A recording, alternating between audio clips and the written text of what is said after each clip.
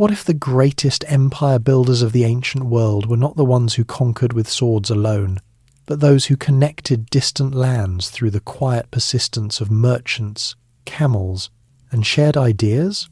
So, before you get comfortable, take a moment to like the video and subscribe, but only if you genuinely enjoy what I do here. If you're listening from somewhere special tonight, drop your location and the local time in the comments. It's always nice to know where everyone is drifting off to sleep. Now, dim the lights, maybe turn on a fan for that soft background hum, and let's ease into tonight's journey together. In the rugged landscapes of Central Asia during the 2nd century before the Common Era, a network of trails and mountain passes began to link the settled civilizations at either end of the known world. The land itself shaped the early movements. High plateaus gave way to arid deserts, while river valleys offered rare stretches of green where travellers could rest their animals and refill water skins. People had crossed parts of these routes for centuries in small groups, trading local goods like jade or horses, but something larger started to take shape when the Han dynasty in China looked westward for new allies and resources. The Han Emperor Wu Di faced ongoing threats from nomadic groups on the northern borders. These horsemen moved quickly across the steppes, raiding settled communities and disrupting farming areas. To counter them, the emperor sent an envoy named Zhang Qian on a long mission in 138 BCE. Zhang Qian travelled for more than a decade, enduring capture, escape and harsh conditions. His reports brought back details about distant kingdoms, including the Fergana Valley known for its strong horses that could improve the Chinese cavalry. Those accounts helped open regular contact between the Han court and regions further west. Merchants soon followed the paths that diplomats and soldiers had scouted.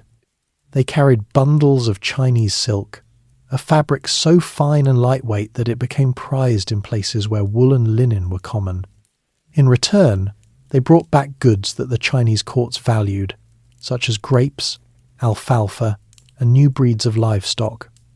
The exchange was practical at first. Silk was lightweight and compact, easy to transport over long distances without spoiling. Camels proved ideal for the desert stretches because they could go days without water and carry heavy loads.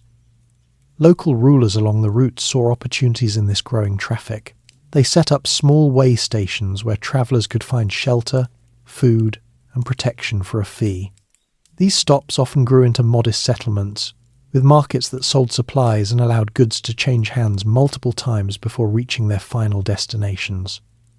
The movement of people also spread practical knowledge. Techniques for irrigating dry fields or breeding better pack animals moved along with the caravans.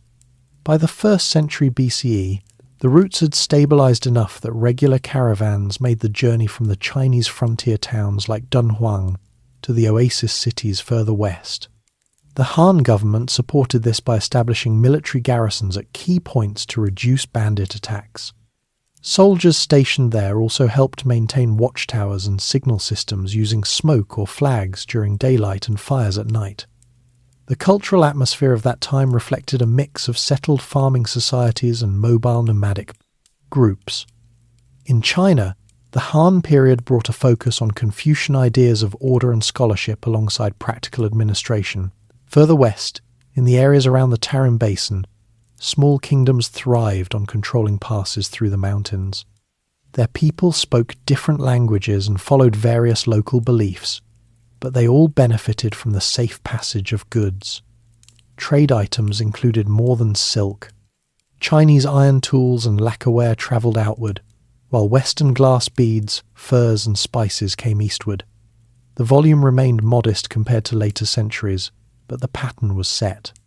Each caravan represented a chain of decisions by individuals who calculated risks against potential profits.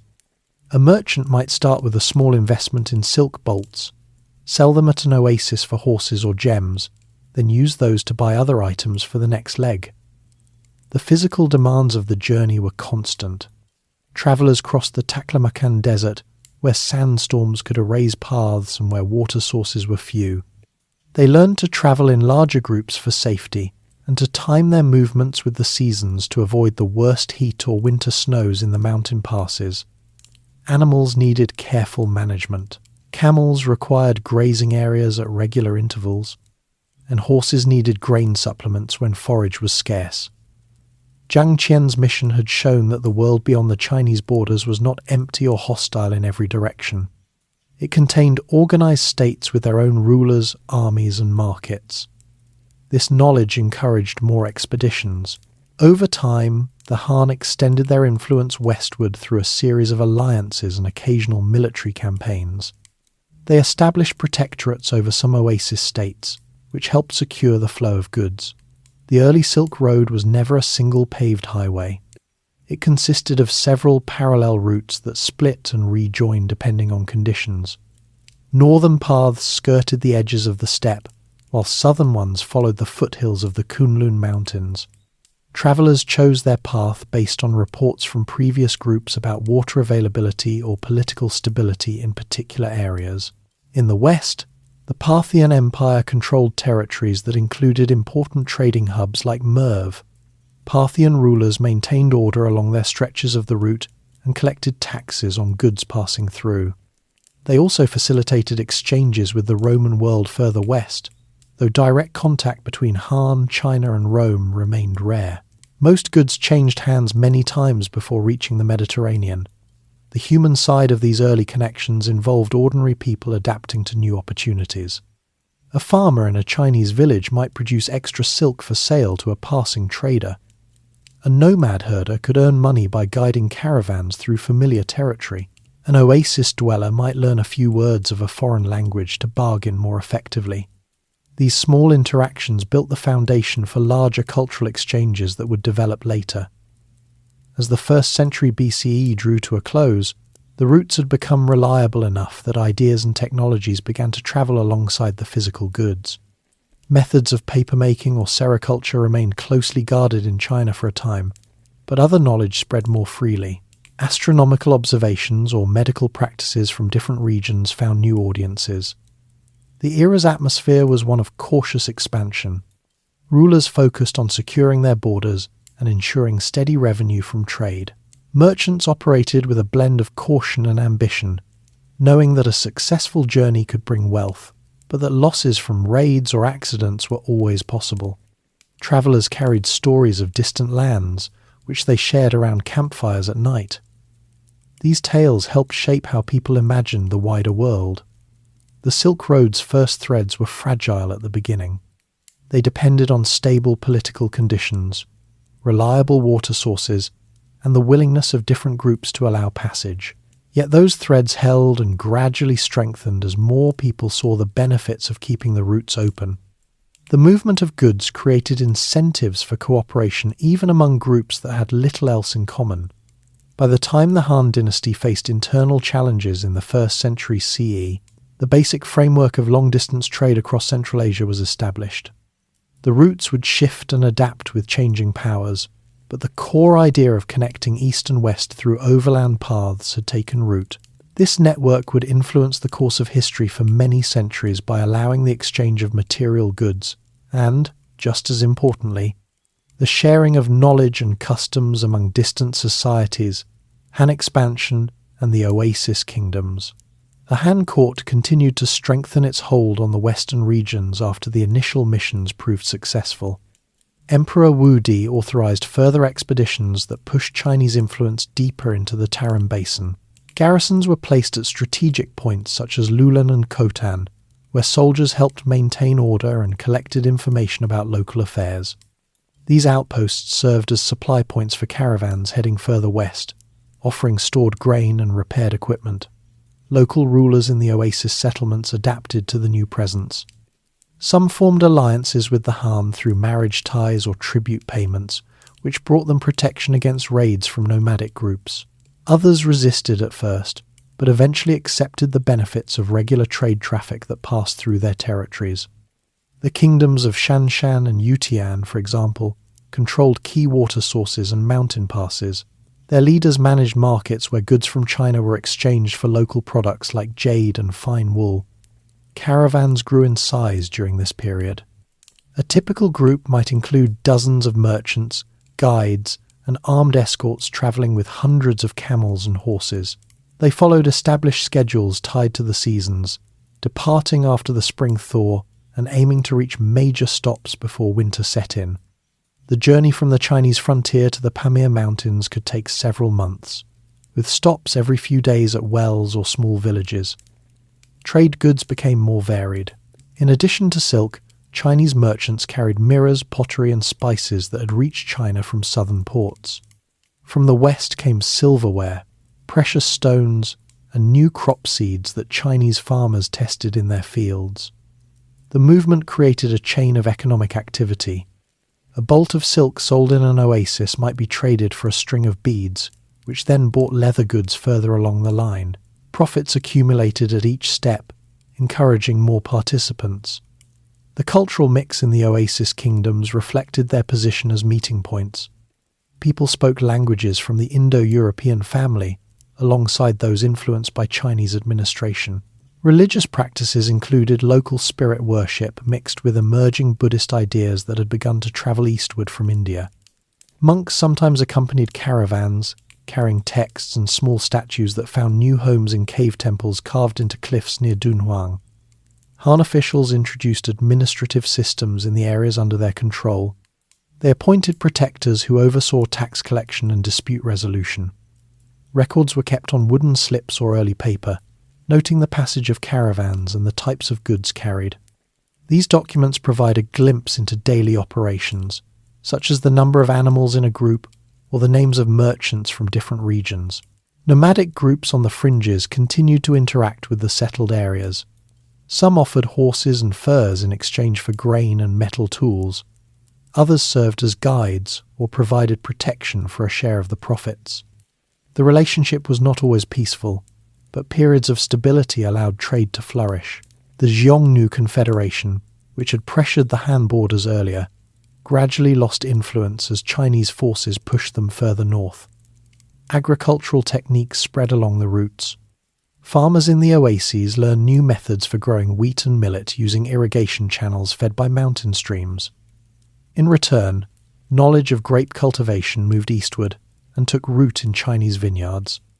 These exchanges improved food supplies for both travellers and local populations, supporting larger settlements. By the late 1st century BCE, the Han had established a protectorate over much of the Tarim Basin. This arrangement brought relative security to the main routes. Merchants from as far as Bactria in the west began to make regular trips, bringing goods produced under Greek-influenced styles that had lingered after Alexander the Great's campaigns centuries earlier. Coins from different mints circulated, showing the economic ties that crossed political boundaries. Life in the oasis towns followed a steady rhythm. Markets opened at dawn with calls from vendors selling fresh dates, bread, and dried meats. Travellers rested in simple hostels built of mud bricks, sharing stories of their journeys. Artisans worked on items for trade, such as decorated pottery or woven rugs that combined patterns from multiple traditions. The sound of camel bells marked the arrival and departure of caravans, becoming a familiar part of daily life. The Han government benefited from the trade through taxes and the acquisition of luxury items for the imperial court. Silk remained a key export, but other products like lacquered boxes and bronze mirrors gained popularity abroad. In exchange, the court received exotic animals, including lions and ostriches that arrived after long journeys through multiple hands. These items were displayed in imperial parks as symbols of the empire's reach.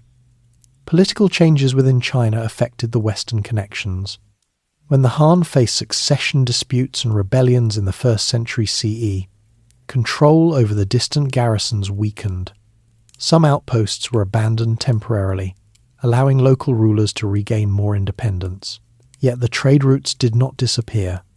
Merchants continued to operate under the protection of whichever authority held the passes at the time. The Kushan Empire rose in the west during this same period, controlling areas from Bactria to northern India. Kushan rulers promoted trade and patronized Buddhism, which helped spread the religion along the Silk Road. Buddhist monasteries built near trade stops, offered shelter to travelers, and served as centers for copying texts and creating art. Sculptures from this time show a blend of Indian, Greek, and local styles, reflecting the cultural flows. Merchants from the Kushan territories brought cotton textiles, ivory, and spices that had come from further south. They also carried ideas about medicine and astronomy that interested Chinese scholars. Some of these concepts were adapted into existing practices, while others remained as curiosities recorded in official histories. The oasis kingdoms maintained their role as intermediaries. Rulers collected tolls and provided guides, ensuring that caravans could pass safely. In return, they gained access to a wider range of goods for their own use and for resale. Small libraries in some towns held records of past transactions and maps of the routes, updated by returning travellers. Environmental factors continued to shape the network. Droughts in certain years reduced water availability, forcing caravans to take longer detours. Sand dunes shifted, sometimes burying old paths and requiring new ones to be marked with stone cairns. Travellers developed practical solutions, such as carrying extra water skins and travelling at night during the hottest months to conserve energy. By the middle of the 1st century CE, the Silk Road had become an established corridor for exchange.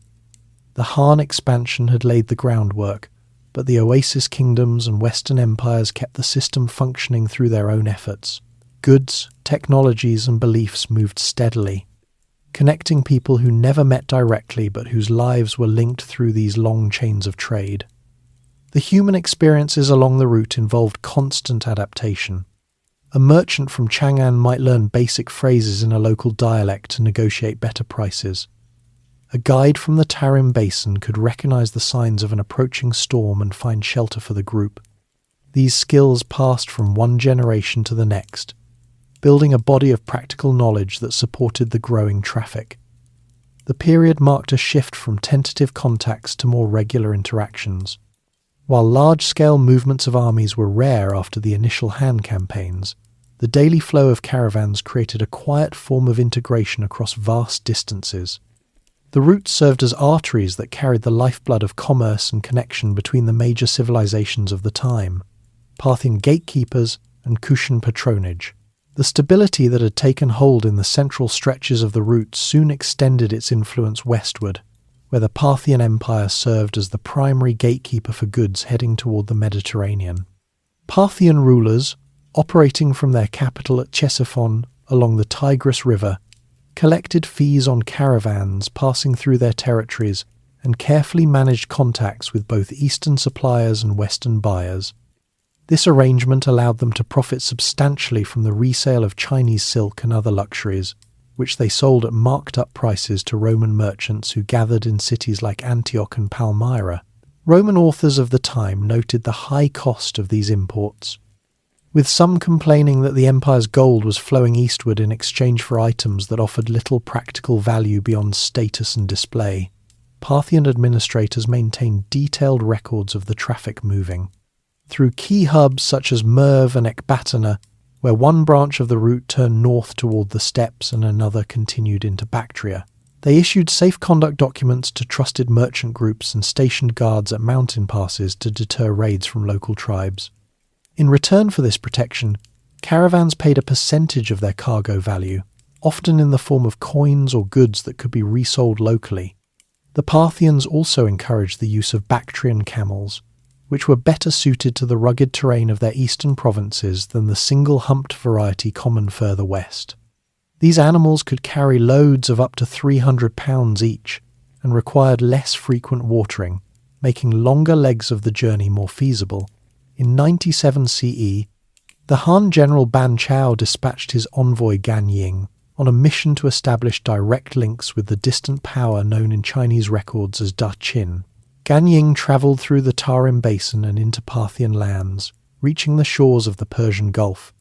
There, local sailors warned him that the sea voyage to the Roman territories would take 2 years and involve dangerous storms and unknown currents. Historians later concluded that these stories were likely exaggerated by Parthian officials eager to preserve their role as indispensable intermediaries. Gan Ying returned without achieving a direct meeting, but his report provided the Chinese court with the first detailed if second-hand description of Roman customs, government, and products. It mentioned their use of glassware, fine wines, and a system of coinage where 10 silver pieces equaled 1 gold unit. Meanwhile, the Kushan Empire reached its height under King Kanishka, whose reign began around 127 CE and lasted for more than 2 decades. Based in the city of Peshawar in what is now northern Pakistan, Kanishka expanded control over territories that included Bactria and parts of northern India, creating a unified zone that linked the central Silk Road segments with Indian Ocean ports. His government issued gold coins modelled on Roman standards, which circulated widely and helped standardize exchange rates for merchants travelling between regions. These coins often featured images of the king himself alongside deities from multiple traditions, reflecting a policy of religious tolerance that supported the empire's diverse population. Kanishka became a major patron of Buddhism, sponsoring the construction of monasteries and stupas at strategic points along the trade corridors.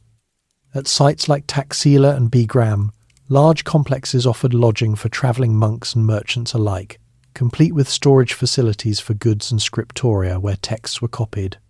He convened a Buddhist council that helped standardize doctrines and encouraged the translation of scriptures into local languages, including Sanskrit versions that made the teachings more accessible to scholars from different backgrounds. Monks from Kushan territories, such as Lokaksema, later carried these texts eastward to China, where they began the process of adapting Buddhist ideas to local audiences. The artistic style that emerged in Gandhara during this period showed clear influences from multiple sources. Sculptors working in the region produced Buddha figures with realistic facial features, draped robes resembling Greek and Roman togas, and serene expressions drawn from Indian traditions. These statues, carved from schist or stucco, were placed in monasteries and along caravan routes as objects of devotion and markers of safe stopping points. Merchants often commissioned smaller versions to carry with them for personal protection during journeys. The blending of styles created a distinctive visual language that spread with the religion itself, appearing in cave temples further east and influencing later Chinese Buddhist art. Trade under Kushan oversight included a wide range of items beyond silk. Indian cotton textiles, ivory carvings, and spices such as pepper and cinnamon moved westward through Parthian markets and into Roman hands. In exchange, Roman glass beads, coral, and wine amphorae travelled eastward, while Chinese lacquerware and iron implements continued to flow through the system. Kushan ports on the western coast of India served as outlets for maritime extensions of the overland routes, where goods could be loaded onto ships bound for Roman Egypt during the monsoon seasons. This combination of land and sea paths increased the overall volume of exchange and reduced reliance on any single corridor. Key oasis cities under Kushan influence, such as Begram, became thriving centres where warehouses held treasures from across the known world. Archaeological finds from these sites include Roman-style bronze vessels, Chinese mirrors, and Indian ivories stored together, indicating the cosmopolitan nature of daily commerce. Local artisans produced hybrid goods that combined techniques from different regions, such as fused glassware that incorporated Chinese colour methods with Parthian shapes. Markets operated on a schedule tied to caravan arrivals, with auctions for high-value items and fixed stalls for everyday supplies like dried fruits, leather harnesses, and medicinal herbs. The relative peace among the 4 major powers of the era, the Han in the east, the Kushans in the centre, the Parthians in the west, and the Romans beyond, created what some later historians called a period of balanced stability. None of these empires sought to conquer the others outright during the 2nd century CE, allowing resources to focus on internal development and trade facilitation.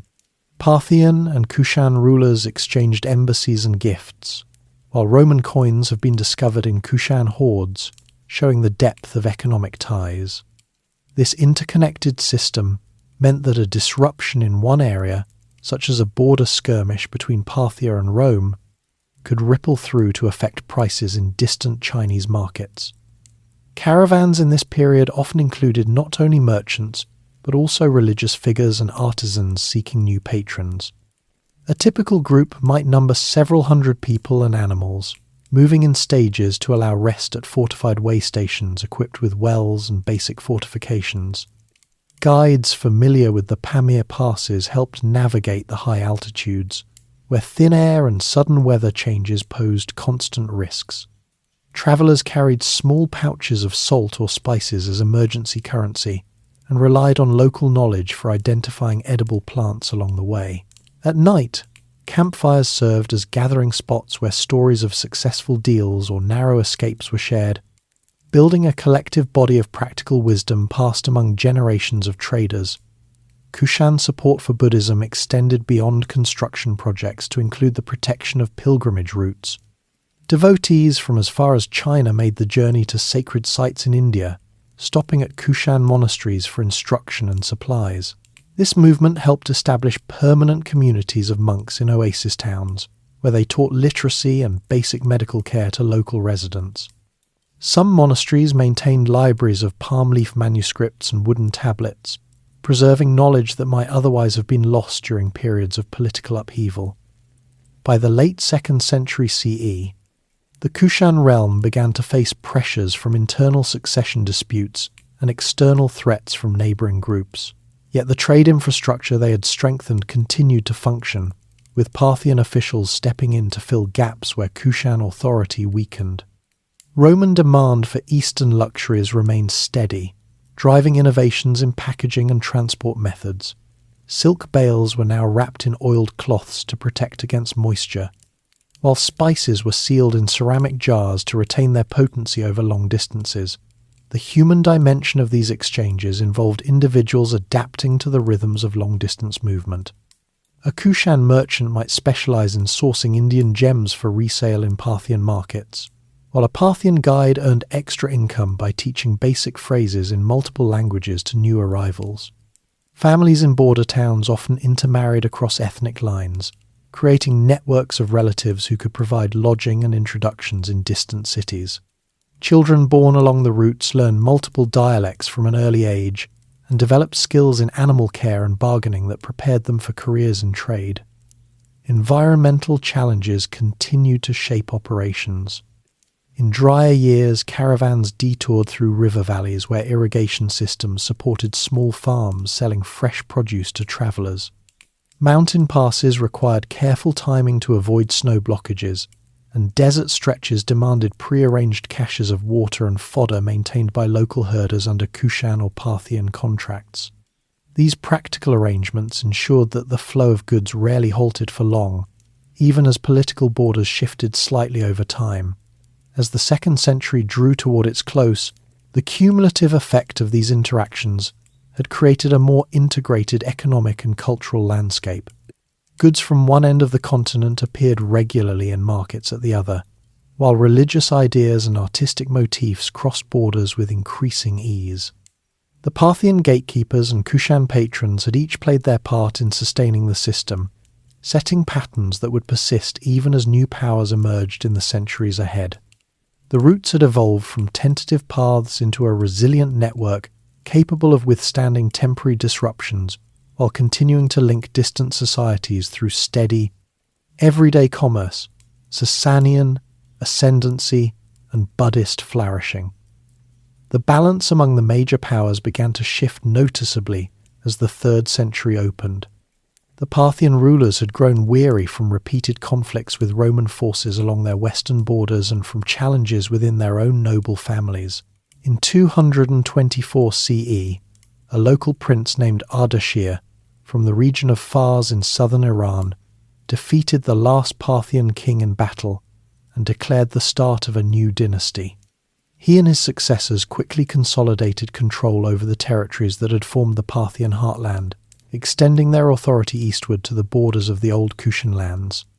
The Sasanian kings established their capital at Ctesiphon and set about reorganizing the administration of trade routes to generate steady revenue for their expanding military needs. They introduced a more centralized system of taxation on caravans, requiring merchants to register at official checkpoints and pay duties based on the declared value of their loads. In exchange, the Sasanians provided stronger protection through a network of fortified stations manned by regular troops rather than local levies. This change reduced the frequency of raids by groups operating from the nearby steppes and allowed merchants to plan their journeys with greater confidence. Ardashir's son Shapur I, who ruled from 240 to 270 CE, further expanded the empire's reach and even captured a Roman emperor during one of their wars, but he also maintained the flow of eastern goods into western markets. Sasanian silver plates and finely woven textiles began appearing in greater numbers along the routes, often featuring intricate designs that blended Persian motifs with elements borrowed from earlier Hellenistic styles. In the eastern regions, the Han dynasty had ended in 220 CE amid court intrigues and peasant uprisings. The territory split into three rival kingdoms known as Wei, Shu, and Wu, each vying for supremacy. The northern kingdom of Wei, which controlled the approaches to the Silk Road corridors, recognized the importance of keeping those paths open. Its officials encouraged local governors in the northwest to maintain garrisons and way stations, even as central authority fluctuated. When the Western Jin dynasty briefly reunited much of China in 280 CE, it too prioritized the western connections to secure horses and other resources needed for defense against emerging threats from the steppes. The political fragmentation that followed the Jin collapse in the early 4th century created a patchwork of small states in northern China, often called the 16 Kingdoms. Many of these short-lived regimes, particularly those established by rulers of mixed Chinese and nomadic backgrounds, relied heavily on income from trade passing through their territories. The former Liang and later Liang states, centered around the Gansu corridor, actively repaired irrigation systems and built new hostels to attract caravans. Their leaders granted tax exemptions to merchants who agreed to settle and contribute skills or goods locally, which helped stabilize the local economies during times of uncertainty. Amid these changes, a new group of traders from the region around Samarkand and Bukhara gained prominence. Known as the Sogdians, these people spoke an Iranian language and had long inhabited fertile river valleys in what is today Uzbekistan and Tajikistan. They formed tight-knit family networks that operated like extended trading houses, with relatives stationed at key points from the Tarim Basin to the Sasanian borders. Sogdian merchants developed their own written contracts and letters in a distinctive script, many examples of which have survived in desert ruins. These documents record deals involving silk, spices, and even slaves, showing how individual families coordinated shipments across hundreds of miles. Some Sogdian communities established permanent settlements in oasis towns, where they built their own temples and maintained warehouses stocked with goods from multiple regions. The Sogdians specialized in carrying lighter, high-value items that could yield quick profits, such as pearls from the Indian Ocean, medicinal herbs, and small batches of Chinese paper that had begun to replace heavier bamboo or wooden records in some areas. Their presence added a layer of reliability to the system because they often acted as neutral brokers between Chinese suppliers and Western buyers. Families passed down route knowledge through generations, including details about which mountain passes were safest in certain seasons and which local officials could be trusted for fair dealings. Religious activity along the routes intensified during this period of political flux. Buddhism, which had gained a foothold earlier under Kushan patronage, now spread more widely into China as people sought comfort amid the instability of frequent regime changes. Monasteries sprang up in the northern kingdoms, often funded by merchants who donated a portion of their earnings in hopes of ensuring safe journeys. Monks from Central Asian cities like Kucha travelled eastward, bringing Sanskrit texts that they translated into Chinese with the help of local scholars. These translations introduced concepts such as karma and meditation practices that resonated with Chinese ideas of balance and self-cultivation.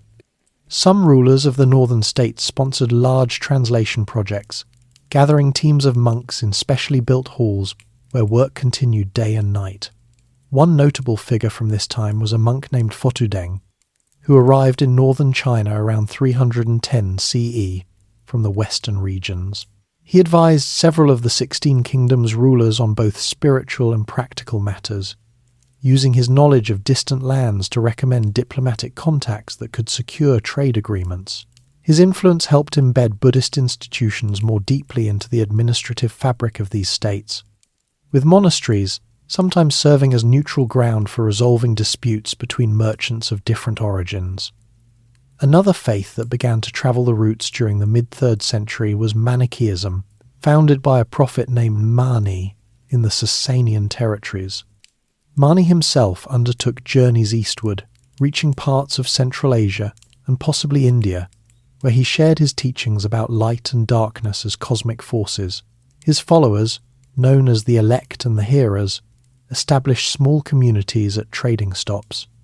They emphasized a simple lifestyle and vegetarian diet, which appealed to some merchants seeking moral guidance during long absences from home. Manichaean texts, written in multiple languages including Sogdian and Chinese, described a universal religion that incorporated elements from Zoroastrianism, Christianity, and Buddhism, making it adaptable to the diverse audiences along the Silk Road. Zoroastrianism, the traditional faith of the Sasanian rulers, also maintained a presence. Fire temples were constructed at some key caravan halts under Sasanian control, where priests tended eternal flames and offered blessings for safe passage. The Sasanians promoted their religion as a unifying force within their empire, but generally allowed other beliefs to coexist as long as they did not challenge royal authority. This tolerance facilitated the continued movement of people and ideas, preventing religious conflicts from disrupting the flow of goods. Trade volumes experienced temporary dips when major wars broke out between the Sasanians and the Roman or later Byzantine empires, but the system proved resilient. Merchants rerouted shipments through alternative passes or waited out conflicts in secure oasis towns. Archaeological evidence from sites in the Tarim Basin shows that even during these periods, items such as Sasanian coins and glass vessels continued to reach Chinese markets, often through Sogdian intermediaries who maintained contacts on both sides. The goods exchange now included more practical items like iron tools from Sasanian forges and high-quality paper produced in Chinese workshops using techniques refined over generations. Life in the oasis settlements reflected the growing diversity. Markets featured stalls run by Sogdian traders, offering dates from Western orchards alongside Chinese lacquer boxes. Local artisans learned to produce hybrid styles, such as pottery decorated with Persian floral patterns, but fired using Chinese kiln methods. Children in these communities grew up hearing stories in several languages, and often learned basic accounting from their parents' business records. Women in merchant families sometimes managed accounts while husbands were away, a role that gave them influence in local economic decisions. Diplomatic efforts also helped sustain connections. Envoys from northern Chinese states occasionally travelled westward to the Sasanian court, carrying gifts of silk and receiving in return exotic animals or technical knowledge about metalworking. These missions, though infrequent, reinforced the idea that cooperation across distances benefited everyone involved. The Sasanian kings, for their part, sent missions eastward to gather intelligence about potential allies against nomadic threats on their northern frontiers.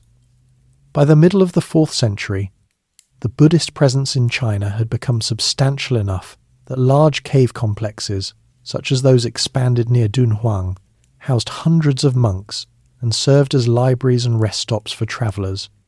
Pilgrims began making longer journeys to India in search of original texts and sacred sites, following the same routes used by merchants but carrying scriptures instead of commercial cargo.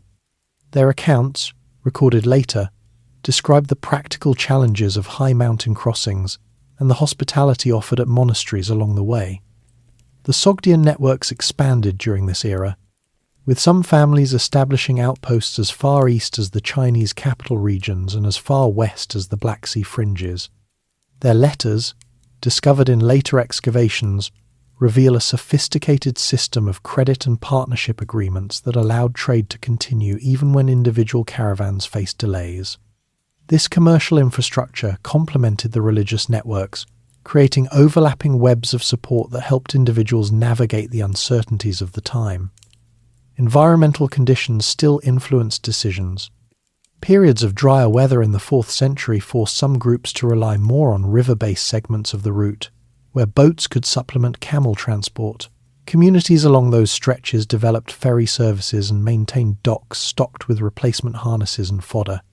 The Sasanians invested in improving water channels in their eastern provinces to support larger settlements that could service increased traffic.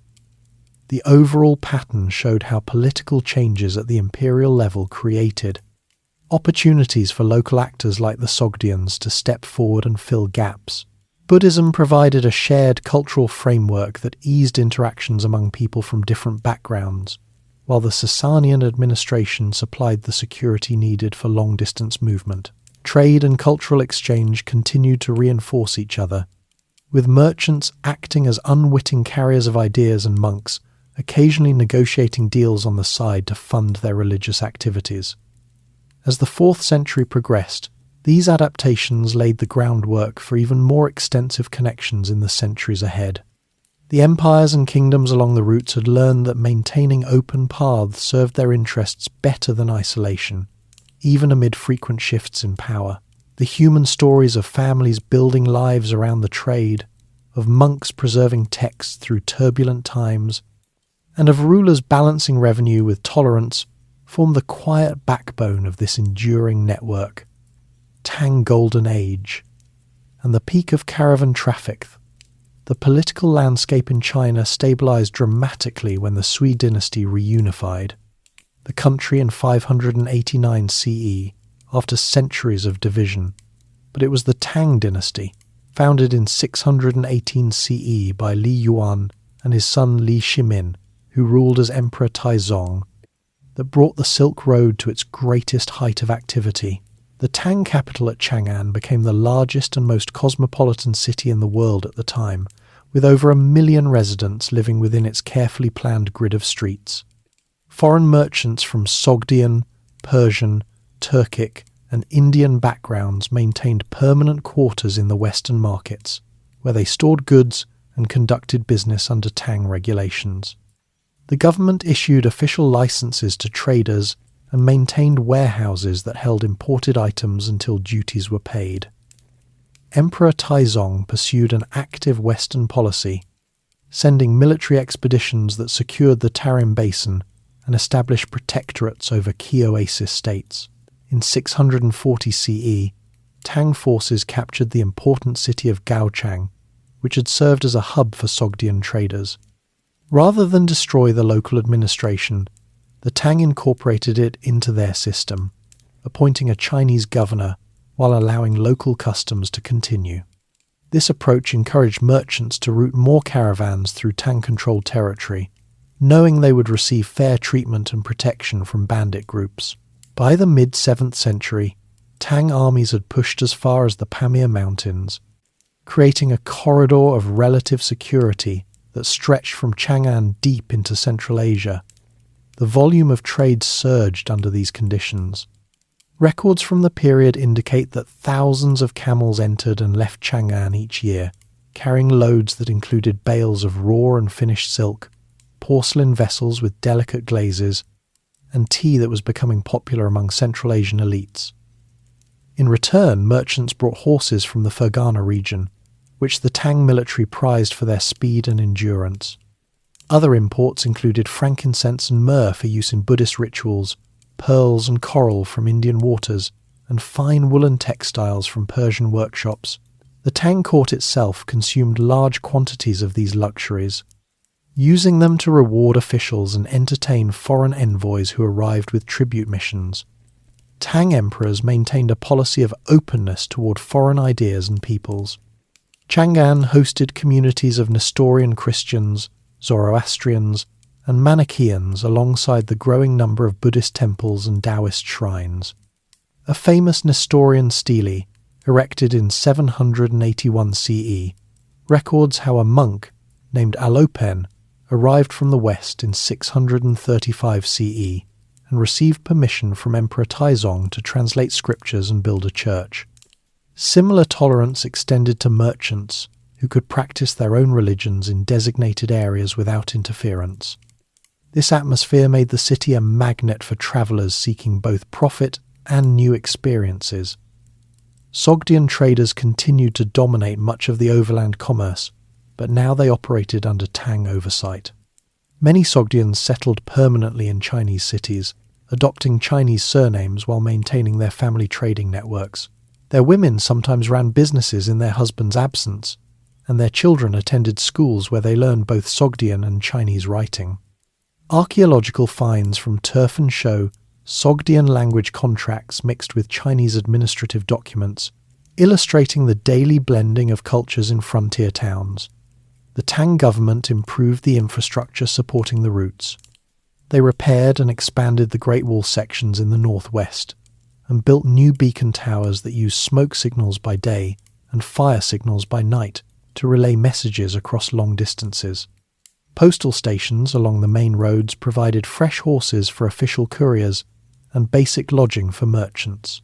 These stations also served as markets where small transactions could take place without the need to travel all the way to major cities. Irrigation projects in the Hexi corridor increased agricultural output, ensuring that caravans could purchase reliable supplies of grain and fodder at reasonable prices. Buddhist pilgrimage reached new levels during the Tang. The most famous traveller was the monk Xuanzang, who left Chang'an in 629 CE without official permission and spent 16 years journeying to India and back. He crossed the Gobi Desert, climbed the Tian Shan mountains, and navigated the Hindu Kush before reaching the great Buddhist centres in northern India. Along the way, he studied with local masters and collected hundreds of Sanskrit manuscripts.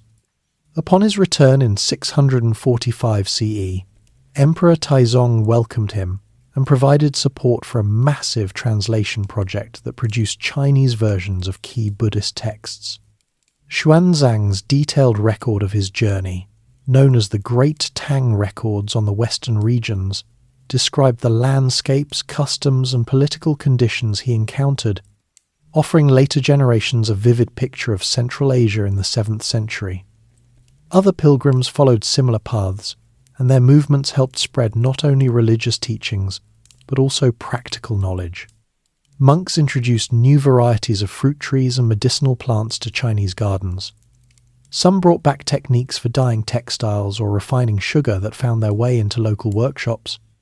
Monasteries along the routes expanded their roles as rest stops, with larger kitchens and storage rooms to accommodate the increased number of travellers. The Tang also engaged with the emerging power of the Tibetan Empire, which controlled important passes through the Himalayas and sometimes disrupted or protected segments of the southern routes. Diplomatic marriages, such as the one between a Tang princess and the Tibetan king Songtsen Gampo around 641 CE, helped secure peaceful relations and keep trade flowing. Tibetan officials occasionally escorted caravans through their territories in exchange for shares of the goods or access to Chinese technologies like paper and printing methods that were beginning to develop. In the west, the Sasanian Empire fell to the rising Arab forces in the mid-7th century. The Battle of Qadisi year in 636 CE and the subsequent conquest of Ctesiphon marked the end of Sasanian rule. Many Persian nobles and merchants fled eastward, bringing their skills and knowledge into Tang territories. Some settled in Chang'an and introduced new culinary practices, such as the use of certain spices and cooking methods that influenced Tang cuisine. Others joined existing trading networks, adding Persian glassware and metalwork to the goods moving along the Silk Road. The early Islamic caliphates that replaced the Sasanians initially focused on consolidating their Western holdings, but they soon recognized the value of the Eastern trade. Arab merchants began appearing in Central Asian markets, bringing silver coins and new administrative practices. The Tang court received envoys from the Umayyad and later Abbasid caliphs, exchanging gifts and establishing protocols for safe conduct. This contact introduced Chinese officials to Islamic ideas about law and governance, though direct influence remained limited at first. Caravan traffic reached its peak in the early 8th century under Emperor Xuanzong. Markets in Chang'an overflowed with goods from every direction. Foreign musicians and dancers performed in the entertainment quarters, while restaurants served dishes adapted from Western recipes. The government minted large quantities of copper coins to facilitate trade, and these coins have been found as far west as the Abbasid territories. The Tang legal code included specific provisions for foreign residents, protecting their property and allowing them to follow their own customs in personal matters while requiring adherence to Chinese law in commercial disputes. The human stories from this era highlight the opportunities available to ordinary people. A young Sogdian man might start as an assistant in his family's warehouse in Turfan, learning to evaluate silk quality and calculate exchange rates. Over time, he could lead his own small caravan westward, returning with profits that allowed him to expand the family business. Women in these families managed inventories and correspondence, often using their knowledge of multiple languages to negotiate better terms with suppliers. Soldiers stationed at frontier garrisons supplemented their pay by offering escort services to merchants, creating personal networks that lasted across generations. Buddhist monasteries accumulated wealth from donations by successful traders, using the funds to commission elaborate wall paintings and statues. The Mogao caves near Dunhuang contain thousands of such artworks dating from the Tang period, depicting scenes of paradise, donors in foreign dress, and processions of caravans. These images served both religious and decorative purposes, reminding travellers of the spiritual rewards of generosity, while also showcasing the diversity of people moving along the routes. Environmental management became more sophisticated. Tang engineers improved canal systems that linked river transport with overland paths, allowing heavier goods to move more efficiently in certain seasons. They also planted trees along key stretches to provide windbreaks and shade, reducing the impact of sandstorms in the desert areas. Weather observation stations shared information about approaching storms, helping caravans time their departures. The peak of Tang prosperity began to face challenges by the middle of the 8th century. The An Lushan Rebellion, which broke out in 755 CE, weakened central control and disrupted the western garrisons. Many foreign communities in Chang'an suffered during the unrest, and some merchants relocated their operations to more stable southern ports. Yet the core routes did not collapse entirely. Local commanders in the northwest continued to facilitate trade on a reduced scale, and the Sogdian networks proved flexible enough to adapt to the new conditions. Even as Tang power waned after the rebellion, the cultural exchanges set in motion during the Golden Age left lasting marks. New varieties of crops, musical instruments, and clothing styles had been integrated into Chinese life. Buddhist schools that developed during this period, such as Chan, later known as Zen, drew on ideas that had travelled along the Silk Road. The cosmopolitan atmosphere of the Tang capital influenced literature and art for centuries afterward, with poets describing the sights and sounds of foreign quarters in vivid detail. The era demonstrated how a strong, open administration in China, combined with stable conditions in Central Asia, could support an unprecedented level of long-distance exchange. Merchants, monks, and officials each contributed to keeping the routes active, creating a period when the Silk Road truly functioned as a bridge between civilizations on a scale never seen before. The wealth and ideas that flowed during these decades shaped the development of societies at both ends of the network and left a legacy that would influence later periods, even after the Tang dynasty itself had passed into history. Uigarr and Tibetan influence in the fragmented era after. The An Lushan Rebellion weakened the Tang central government. Control over the northwestern corridors passed increasingly into the hands of local powers and nomadic confederations that had long interacted with the settled regions. One group that rose to prominence in the mid-8th century was the Uyghurs, a Turkic-speaking people who established a powerful khaganate centered in the Orkhon Valley of Mongolia. They had assisted the Tang in suppressing the rebellion and received generous rewards in the form of trade privileges and marriage alliances. By 744 CE, the Uyghurs had unified several Turkic tribes and soon extended their influence southward into the Tarim Basin and the Gansu corridor, where they could directly oversee segments of the Silk Road. The Uyghur rulers maintained friendly relations with the Tang court for several decades, supplying horses in exchange for large quantities of silk that they then resold westward. Their capital at Karabalgasun became a hub where Sogdian merchants mingled with Turkic administrators and Chinese envoys. The Uyghurs adopted elements of Sogdian culture, including the use of a Sogdian-derived script for their own language, which allowed them to keep detailed records of tribute and trade transactions. Many Uyghur nobles converted to Manichaeism, which had spread among the Turkic peoples through Sogdian missionaries. Manichaean temples in Uyghur territory offered lodging to travellers and maintained storehouses for goods, functioning much like the Buddhist monasteries further south. Uyghur control brought a measure of stability to the northern routes during a time when Tang authority had receded. They protected caravans from raids by rival tribes and collected tolls that funded their growing administration. Merchants appreciated the predictability, even if the fees were sometimes higher than under direct Tang rule. Uyghur horsemen escorted large caravans through the steppes, using their knowledge of seasonal pastures to keep animals well fed. In return, they acquired Chinese luxury goods that enhanced the status of their elite families. Some Uyghur leaders even maintained residences in Chang'an, where they could conduct business directly with Tang officials. Further south, the Tibetan Empire reached the height of its power in the 8th and early 9th centuries under kings such as Trisong Detsen. Tibetan forces expanded westward into the Tarim Basin and eastward into the Hexi corridor, at times clashing with both Tang and Uyghur interests. They captured key oasis cities like Dunhuang for periods and established garrisons that collected taxes on passing trade. Tibetan administrators proved pragmatic, often allowing existing Sogdian and Chinese merchant communities to continue their activities while imposing their own system of duties.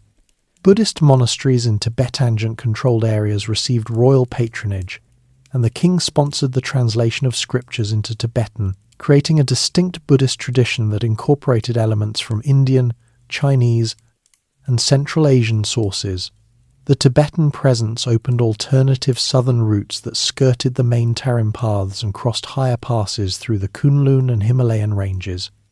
These paths were more difficult but offered access to Indian markets and avoided some of the conflicts affecting the northern corridors. Tibetan merchants specialized in moving lightweight, high-value items such as musk, medicinal herbs, and turquoise, which found ready buyers in both Chinese and Western markets. They also facilitated the exchange of military technology, including improved saddle designs and armor techniques that spread among the nomadic groups. During the late Tang period, the interplay between Uyghur, Tibetan, and residual Tang forces created a complex but functional balance. When the Tang dynasty formally ended in 907 CE, northern China fragmented once more into the 5 dynasties and 10 kingdoms period. The short-lived regimes in the north, particularly those based in the Shaanxi and Gansu regions, depended heavily on revenue from whatever trade still passed through their territories. They negotiated agreements with Uyghur and Tibetan authorities to keep the routes operational, often sealing deals with marriages or shared military commands against common threats like bandit gangs. Sogdian trading families adapted to these shifts by strengthening their own networks. Many relocated their main operations to towns like Ganzhou and Dunhuang, where they could deal directly with whichever power held local sway. Their letters from this era, preserved in dry desert conditions, show families coordinating shipments across political boundaries, using trusted agents who spoke multiple languages and understood the different tax systems. Some Sogdian clans intermarried with Uyghur or Tibetan elites, creating hybrid families that combined commercial expertise with political connections. Religious life continued to evolve amid the changes. Manichaeism remained strong among the Uyghurs until the mid-9th century, when internal shifts and external pressures led many to adopt Buddhism instead. Buddhist cave temples in the region expanded, with new chambers added to house-growing collections of texts and images donated by merchants seeking merit for safe journeys. Tibetan Buddhist practices influenced the art styles, introducing more elaborate mandalas and protective deities that appeared in wall paintings alongside older Chinese and Sogdian motifs. Monasteries served as neutral zones where merchants from rival groups could meet safely to arrange deals or resolve disputes. The Uyghur Khaganate faced a major crisis in 840 CE, when another Turkic group, the Kyrgyz, attacked their capital and forced the ruling clan to flee southward. Many Uyghurs resettled in the Turfan Basin and Gansu, where they established smaller kingdoms that continued to facilitate trade. These Western Uyghur states maintained close ties with the emerging Song dynasty in China after 960 CE, and with the Kara Khanid Khanate that arose in Central Asia. They specialized in producing and exporting fine cotton textiles and paper, while importing horses and jade that were highly valued in Chinese markets. Tibetan influence persisted in the southern corridors, even after the Tibetan Empire fragmented in the mid-9th century. Local Tibetan chieftains controlled mountain passes and offered protection services to caravans willing to pay. They also participated in the tea horse trade that linked Chinese tea-producing regions with Tibetan and Central Asian horse breeders. This specialized exchange became an important supplement to the broader Silk Road traffic, providing essential war animals to Chinese armies and a popular beverage that spread westward. Daily life in the oasis towns during this fragmented era reflected the mixture of influences. Markets featured Uyghur vendors selling fermented mare's milk alongside Tibetan traders offering yak butter and wool. Chinese administrators in the remaining Tang outposts, or their successors, collected standardized taxes using copper coins that circulated widely. Artisans produced goods that blended styles, such as ceramics with Tibetan geometric patterns but shaped on Chinese potters' wheels. Children in these communities learned practical skills early, helping with animal care or simple bookkeeping while absorbing stories from travelers of different backgrounds. Environmental pressures tested the resilience of the networks. A series of droughts in the mid-9th century reduced water levels in key rivers, forcing caravans to rely more on wells maintained by local communities. Uyghur and Tibetan groups organized labor to dig deeper wells and repair irrigation channels, ensuring that critical stopping points remained viable. Nomadic herders on the fringes supplied additional camels and horses when settled breeders faced shortages, creating economic links between mobile and fixed populations. Diplomatic contacts continued despite the political divisions. Envoys from the 5 dynasties traveled to Uyghur courts with gifts of silk, and received horses and intelligence about conditions further west in return. Similar missions reached Tibetan leaders, helping to prevent major conflicts that could close the routes entirely. These exchanges kept information flowing about market conditions, new products, and potential dangers, allowing merchants to adjust their plans accordingly. By the late 10th century, as the Song dynasty consolidated power in southern and central China, the northern routes operated under a looser arrangement involving Uyghur, Tibetan, and emerging Turkic Khanates. The Song government focused more on maritime trade through southern ports, but still valued the overland connections for obtaining superior horses and certain luxury items. They established horse trading offices in border towns where Uyghur and Tibetan suppliers could sell animals under regulated conditions. The period of fragmentation showed the durability of the Silk Road system. Even without a single dominant empire controlling the entire length, local powers and merchant networks found ways to keep goods and people moving.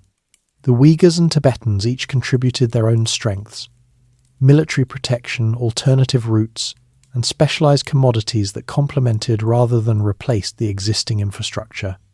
Religious institutions provided continuity and support services that helped bridge gaps during times of political uncertainty. Merchants learned to operate with greater flexibility, maintaining contacts with multiple authorities and diversifying their cargoes to reduce risk.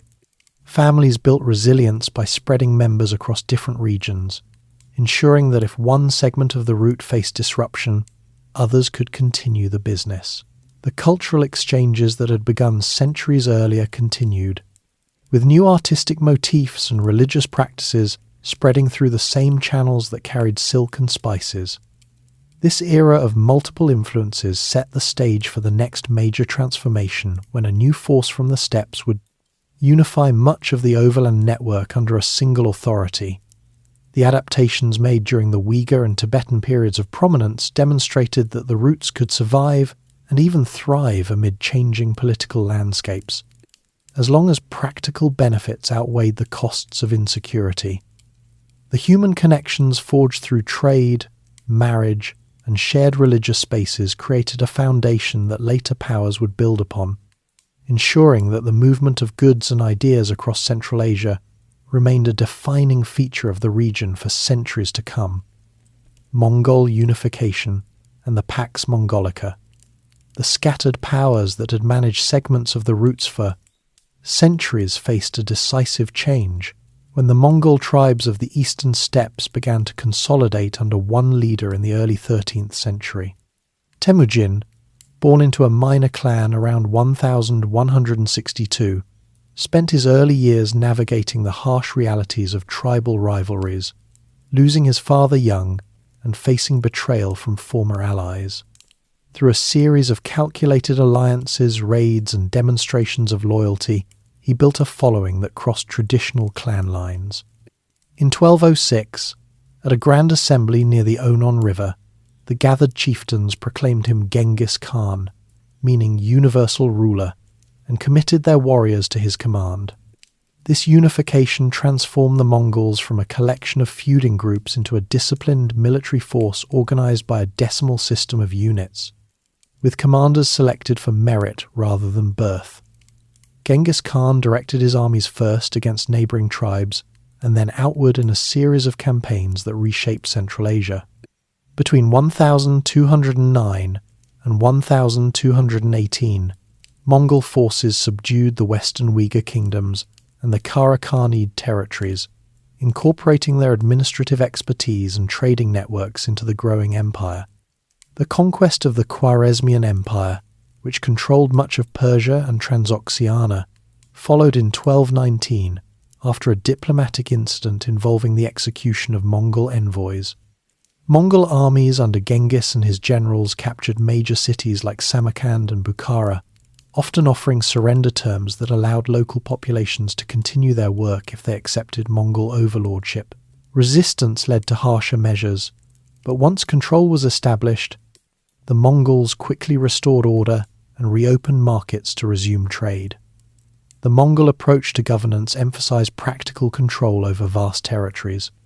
Genghis Khan divided the empire among his sons and appointed trusted officials to oversee conquered lands, many of whom were drawn from Uyghur, Chinese, and Persian backgrounds.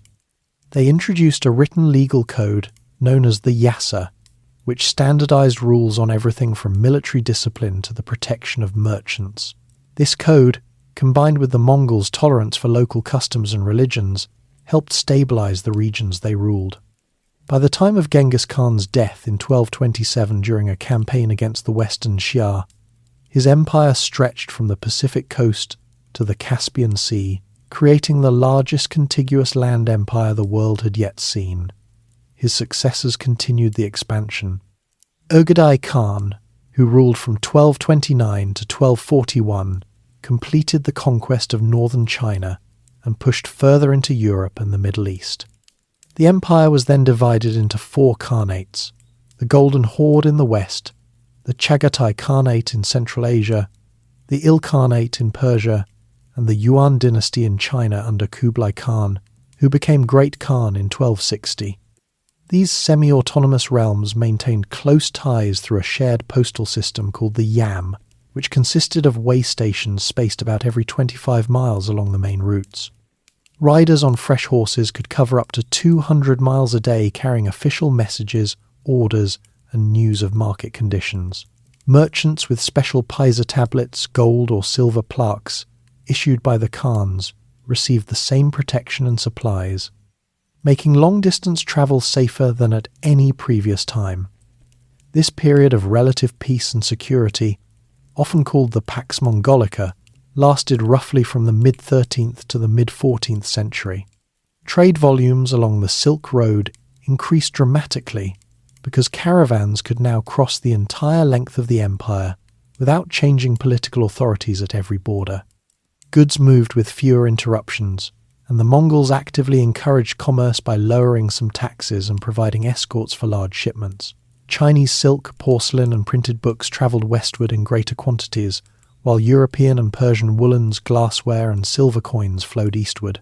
The yam stations doubled as markets and rest houses, stocked with grain, fodder, and spare animals maintained by local communities under Mongol oversight. Kublai Khan established the Yuan dynasty in 1271, moving the capital to Dadu, the site of modern Beijing, and integrating Chinese administrative practices with Mongol military organization. He sponsored large-scale public works, including the repair and extension of canals that linked the Silk Road's overland paths with river and coastal transport. Under Yuan rule, foreign merchants from as far as Italy and Arabia received privileges in Chinese cities, where they lived in designated quarters and followed their own laws in internal matters. The Yuan government minted paper money backed by silver reserves, which circulated widely and simplified transactions across the empire. This innovation reduced the need for heavy coinage on long journeys and encouraged larger investments in trade ventures. One of the most famous travellers of this era was the Venetian merchant Marco Polo, who arrived in the Yuan court around 1275 with his father and uncle. They had journeyed overland through the Ilkhanate and Central Asia, following the well-maintained roads and staying at yam stations along the way. Polo spent 17 years in Kublai Khan's service, travelling to various provinces and carrying out administrative tasks. His later account, dictated while a prisoner in Genoa, described the wealth of Chinese cities, the efficiency of the postal system, the use of coal for fuel, and the production of paper money details that introduced many Europeans to the scale of Asian economies. Although some scholars debate the exact extent of his personal travels, his descriptions align with other contemporary records and helped spark European interest in direct trade with the East. Cultural and technological exchanges accelerated under Mongol rule. Artisans from different regions were relocated to imperial workshops, where they collaborated on new designs. Persian weavers taught Chinese craftsmen advanced carpet-making techniques, while Chinese gunpowder formulas reached the Middle East and Europe through Mongol armies and merchants. Medical knowledge also spread. Persian physicians introduced new herbal remedies at the Yuan court, and Chinese acupuncture practices appeared in Ilkhanate records. Religious communities thrived because the Mongols practiced a form of religious tolerance rooted in their shamanistic traditions. Nestorian Christians, Muslims, Buddhists, and Taoists all maintained places of worship along the routes, often sharing compounds in larger trading towns. Franciscan friars from Europe, such as John of Montecorvino, established missions in Dadu with official permission, while Buddhist monks from Tibet and India continued their pilgrimages under Mongol protection. Daily operations in the caravan cities reflected this integration. Markets in Samarkand and Kashgar bustled with traders exchanging Central Asian horses for Chinese tea and lacquerware. Local officials issued travel permits that listed destinations and cargo, which were checked at yam stations to prevent smuggling or banditry. Families of Mongol soldiers often settled near these stations, farming small plots to supply the system and learning local languages to facilitate business. Children born in these mixed communities grew up fluent in several tongues and skilled in both herding and accounting. Women in merchant households managed warehouses and negotiated contracts during their husbands' absences, contributing to the economic resilience of the networks. The Mongols invested in infrastructure that supported higher traffic. They repaired old irrigation systems in the oases and dug new wells in desert stretches, using labour from conquered populations supplemented by tax revenues from trade. Bridges over rivers in the mountain passes were rebuilt with stone and timber, allowing heavier loads to move year-round.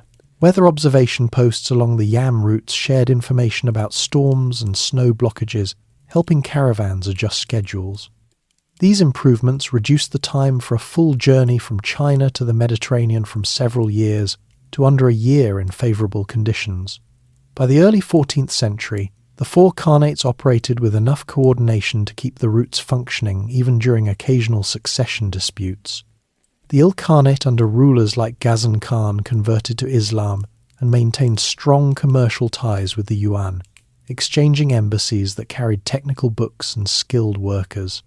The Chagatai Khanate, centered in Central Asia, focused on protecting the core Silk Road corridors and collecting moderate tolls that funded local security. The Golden Horde in the west facilitated trade with European merchants at Black Sea ports, where Italian city-states like Genoa and Venice established trading colonies.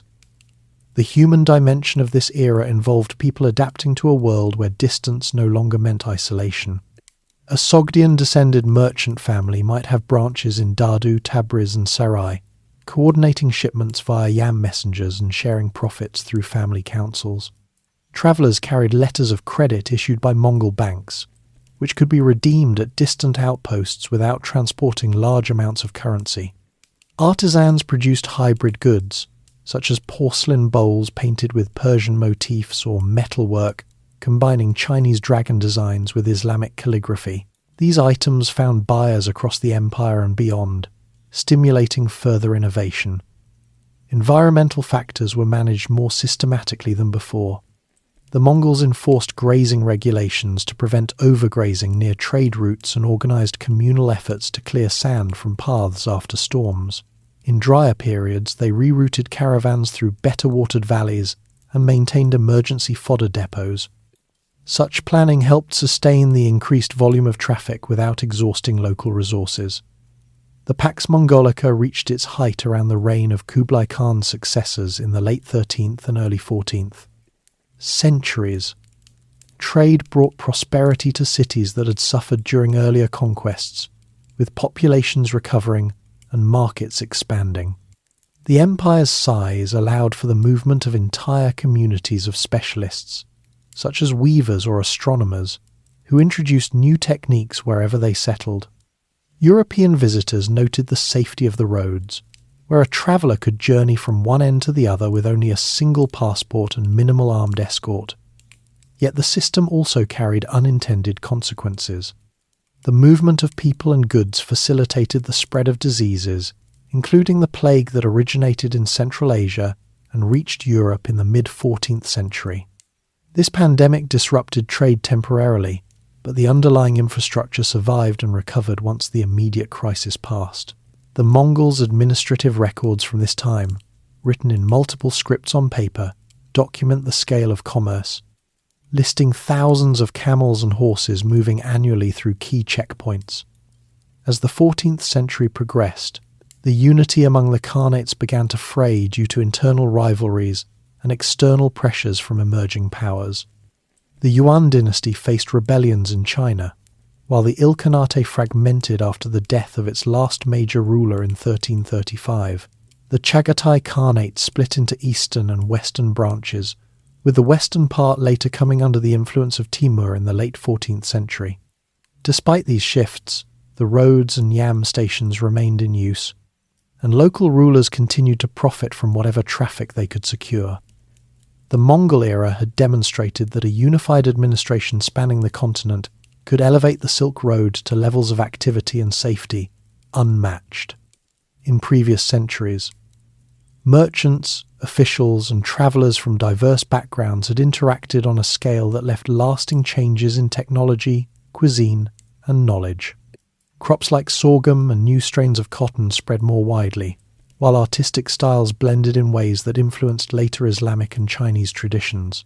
The legacy of this period lay in the practical networks. It strengthened networks that would outlast the empire itself and continue to connect distant societies even as new powers rose to prominence. Timurid, revival, and the shifting trade balance.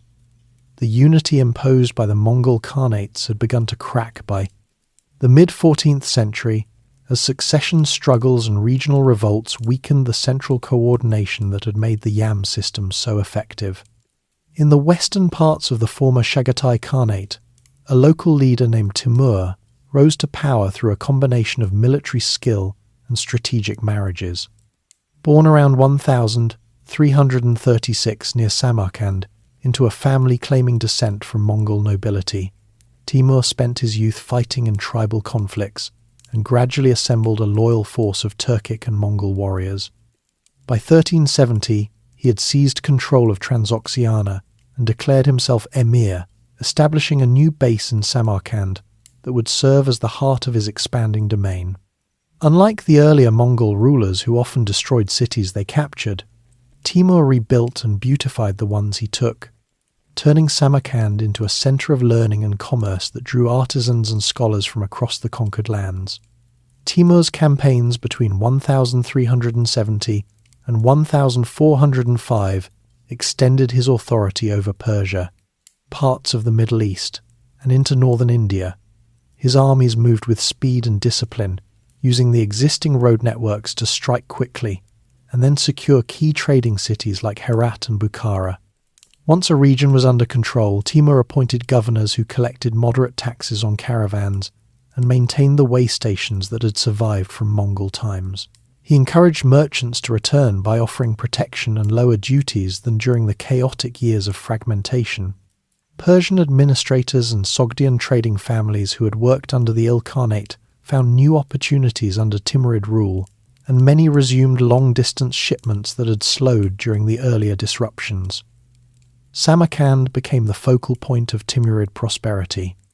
The city's markets filled once more with Chinese silk arriving through the eastern passes, Indian spices coming from the south, and European woolens brought by Italian agents who had re-established contacts at Black Sea ports.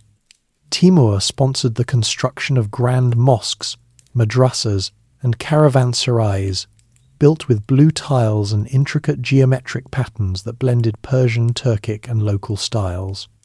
Artisans relocated from Damascus and Baghdad taught new techniques for glazing pottery and weaving carpets, while astronomers and mathematicians from different regions gathered at the court to refine instruments for navigation and timekeeping.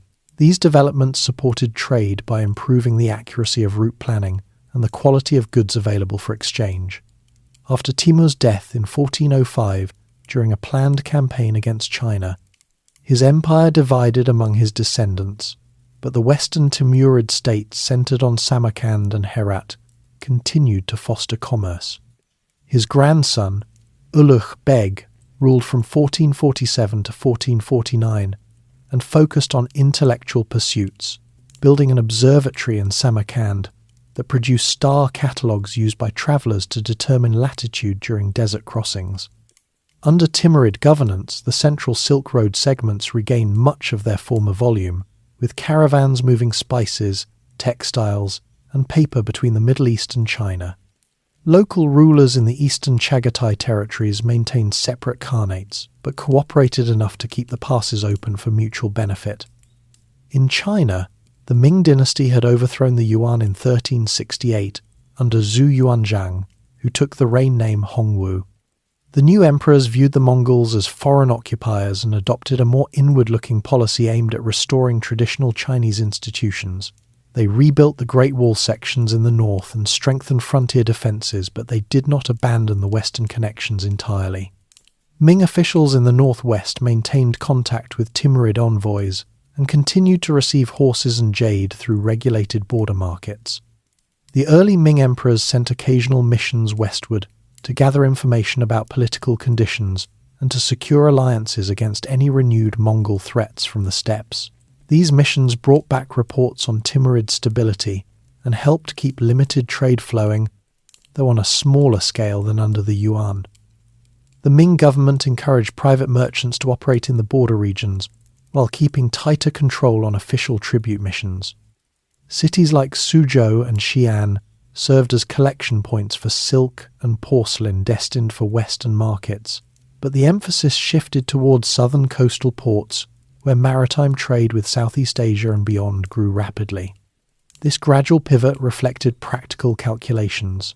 Sea voyages could carry larger cargoes with fewer risks from nomadic raids, and new ship designs allowed for regular schedules tied to monsoon winds.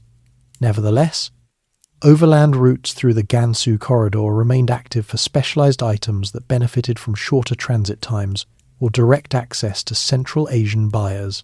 In the western reaches of the former Mongol territories, the Ottoman Turks rose to prominence after capturing Constantinople in 1453, renaming it Istanbul and controlling the key land bridge between Europe and Asia.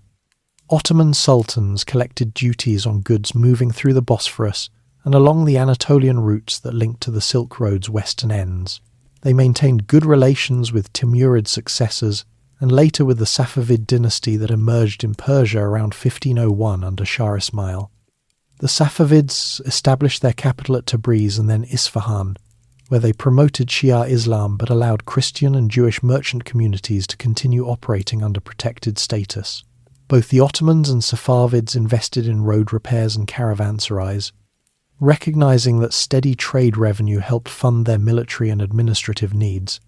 The interplay among these new powers created a more fragmented but still functional network. Caravans now often changed hands at political boundaries, with Timurid or Safavid agents handling the central segments, Ottoman officials overseeing the final legs into Europe, and Ming border commanders regulating entry from the east.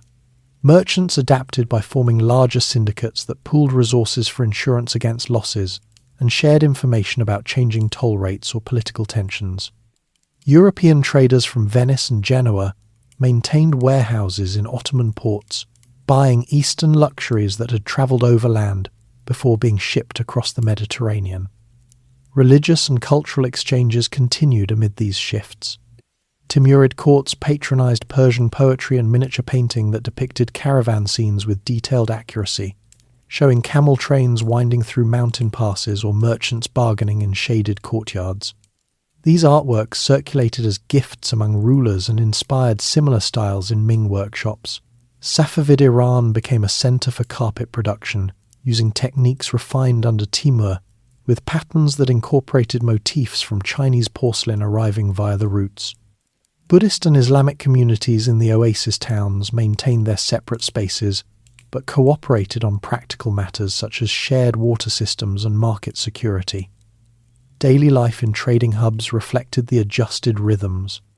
In Samarkand, the arrival of a large caravan from the east would trigger several days of intense activity as goods were inspected, taxes paid, and new contracts signed for the next leg westward. Local families supplied fresh bread, dried fruits and fodder, while offering lodging in family-run hostels. Young apprentices learned to evaluate silk quality by touch and to calculate exchange rates using the different coin systems of the Timurids, Safavids, and Ottomans. Women in merchant households often oversaw the storage of valuable items and maintained correspondence with partners in distant cities, using improved postal services that had survived from Mongol times.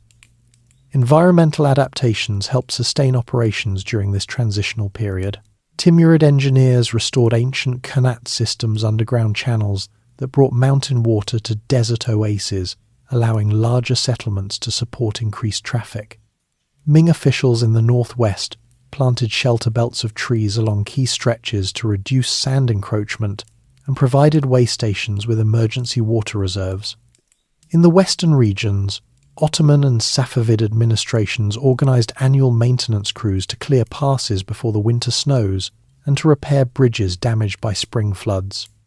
These efforts ensured that even as volumes fluctuated, the core infrastructure did not collapse.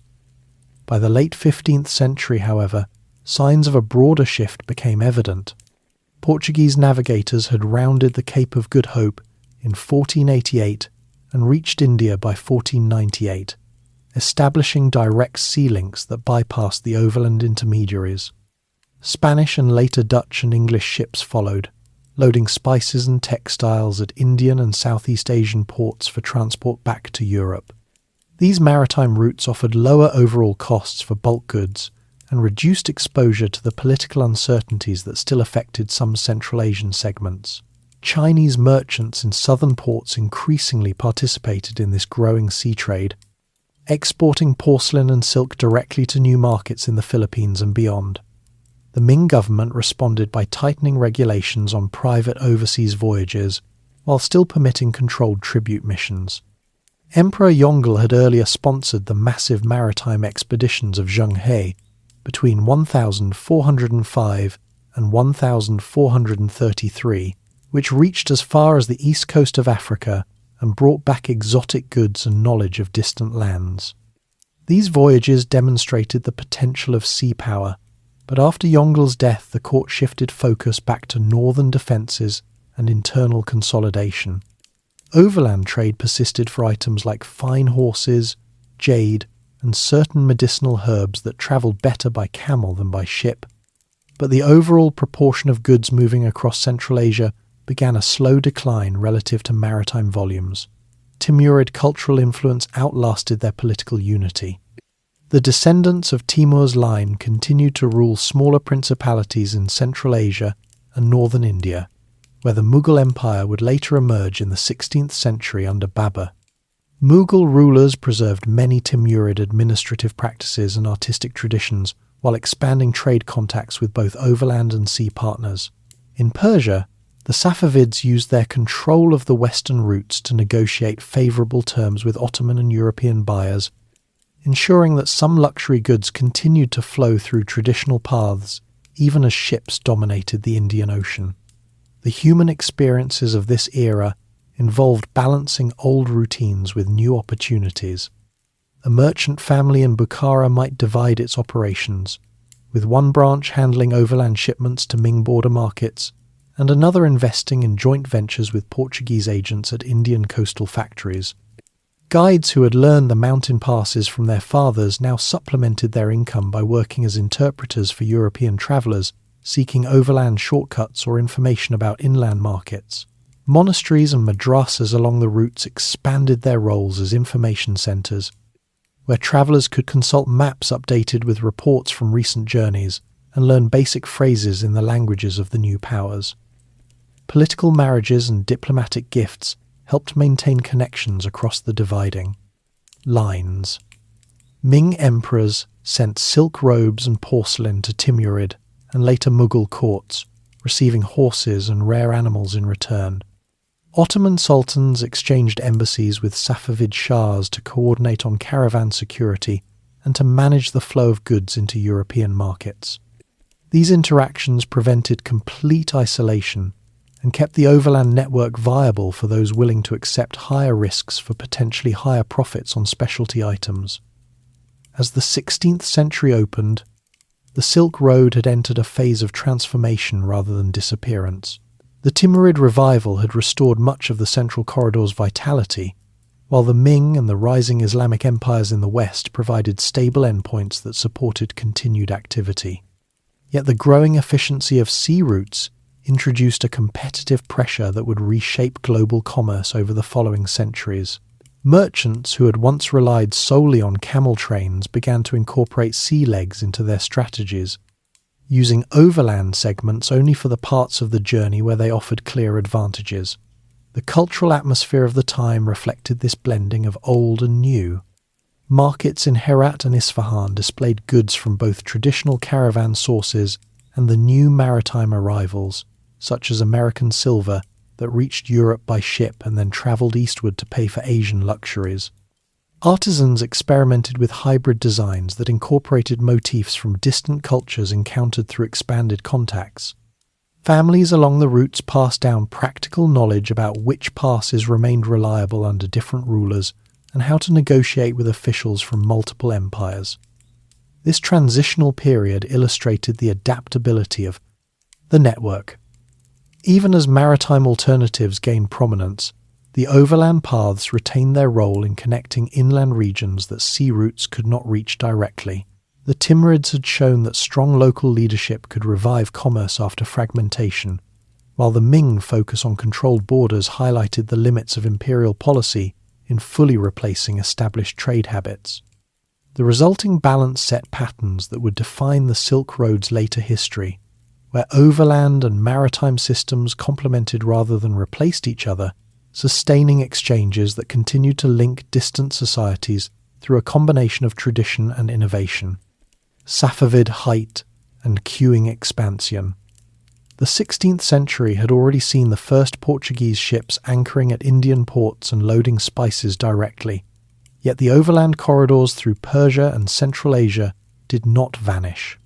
In 1501, a young leader named Ismail unified the Persian tribes and founded the Safavid dynasty, making Shia Islam the state religion and establishing his capital first at Tabriz and later at Isfahan. The Safavids quickly took control of the Western Silk Road terminals that had operated under Timurid governors. They repaired the old caravanserais along the routes from Bukhara to Baghdad and posted soldiers at mountain passes to collect fixed tolls rather than arbitrary levies. Merchants from Europe, India, and China found the new administration predictable. A caravan arriving from the east could unload Chinese porcelain in Isfahan's covered bazaar and load Persian carpets or Armenian silk for the return journey, without negotiating every step with local warlords. Shah Abbas I, who ruled from 1588 to 1629, turned Isfahan into one of the most prosperous cities on the network. He invited Armenian Christian merchants to settle in a special quarter called New Julfa, where they handled much of the export trade to Europe. These families maintained their own churches and schools while cooperating with Muslim traders on joint ventures. The Shah also built a royal road system with way stations every 20 miles, each equipped with fresh horses, water cisterns, and basic medical supplies. Caravans now travelled under royal safe conduct letters that listed the cargo and the owner's name, reducing theft and allowing faster customs clearance. Goods such as raw silk from Gilan province, indigo from India, and coffee from Arabia moved steadily through these routes, even as Portuguese, Dutch, and English ships dominated the Indian Ocean. Further east, the Mughal Empire took shape when Babur, a descendant of Timur, crossed from Central Asia into northern India in 1526 and defeated the Delhi Sultanate. His grandson, Akbar, ruling from 1556 to 1605, expanded the empire across the subcontinent and maintained close contacts with the Safavids through diplomatic marriages and shared trade interests.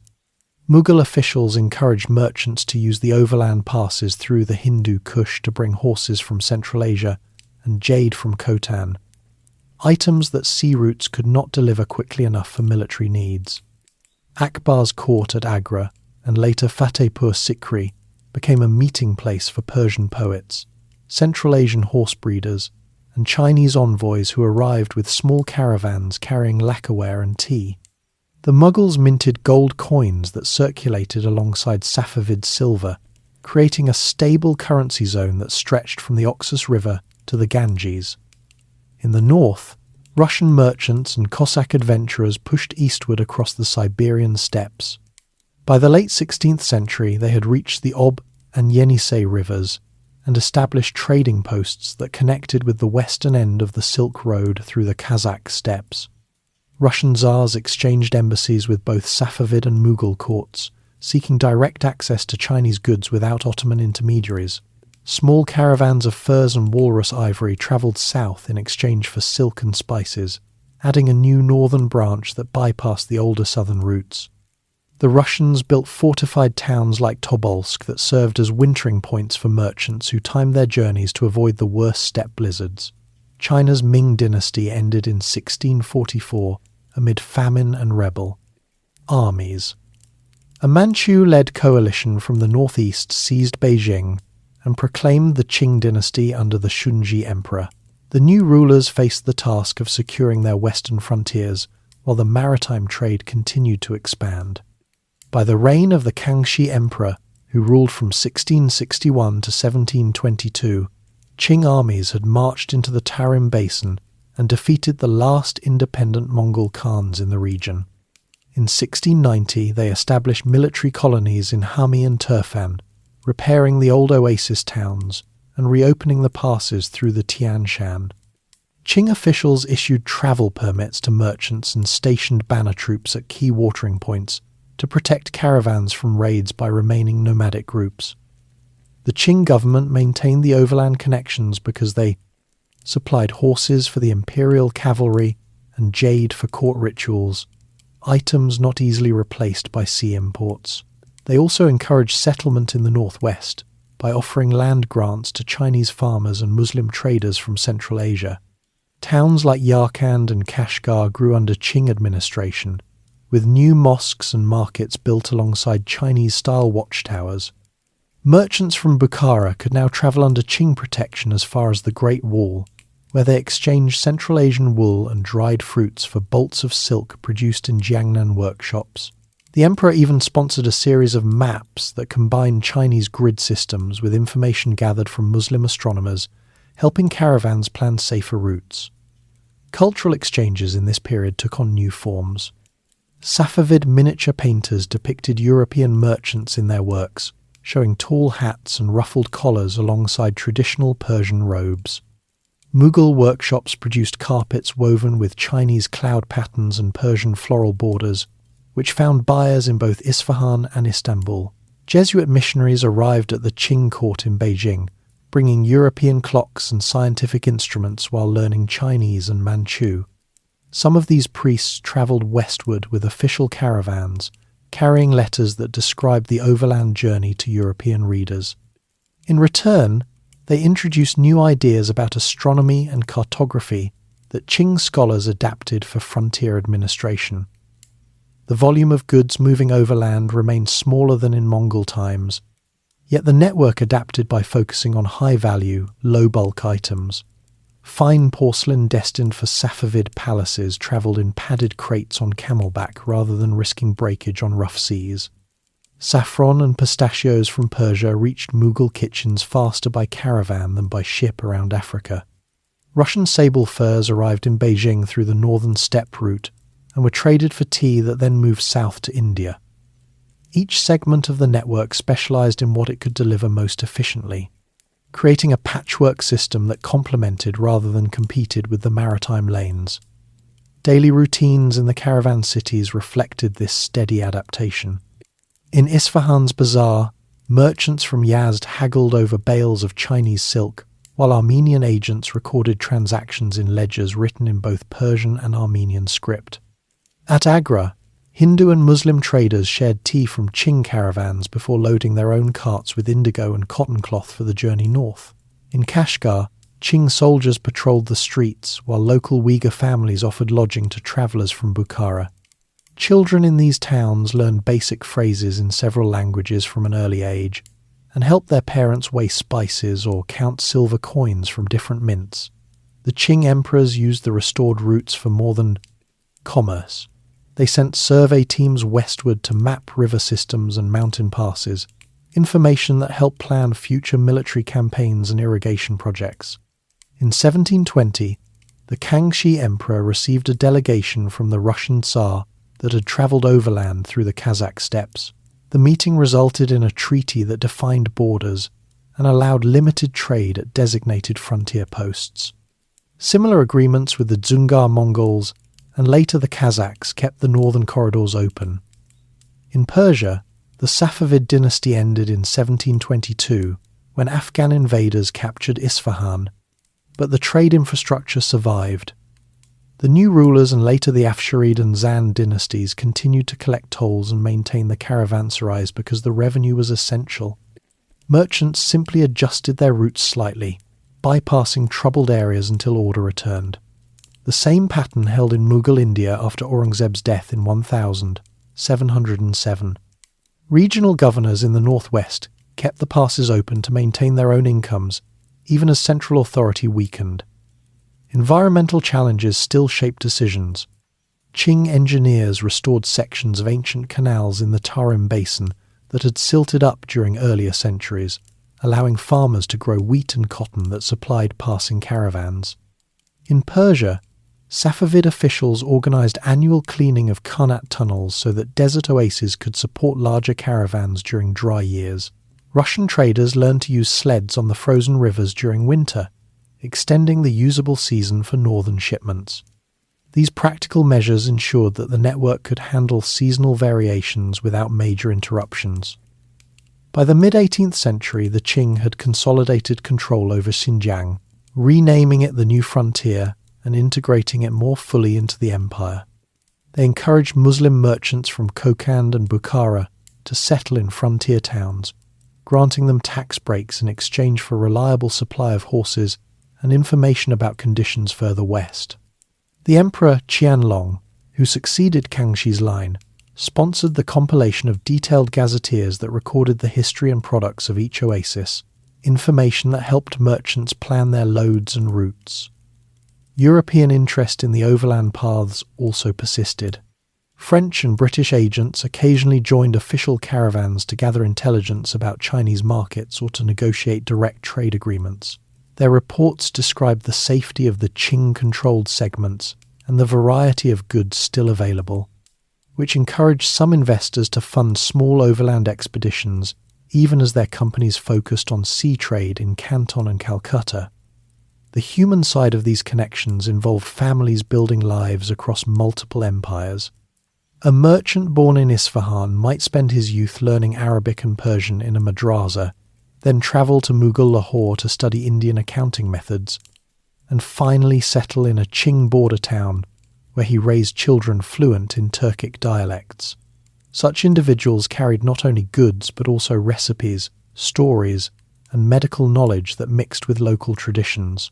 Women in these families often managed household accounts and hosted travellers, creating informal networks that smoothed negotiations between different cultural groups. Religious institutions continued to provide support.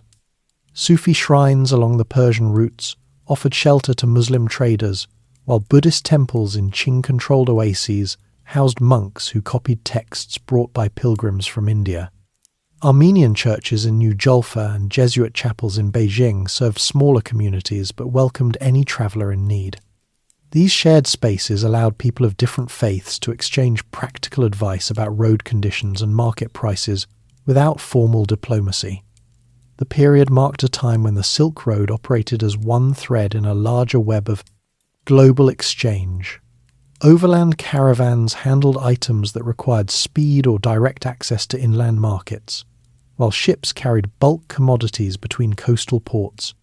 The Safavid and Qing administrations each contributed stability at opposite ends of the network, and the Mughals and Russians added important connecting segments. Together they kept the ancient paths functional, even as the centre of world commerce shifted toward the oceans. This adaptation showed the resilience of the routes. Merchants who had once relied solely on camels now sometimes combined overland legs with short sea crossings at the Persian Gulf or Black Sea. Governments invested in roads and maps because the revenue from tolls and the strategic value of secure borders justified the expense.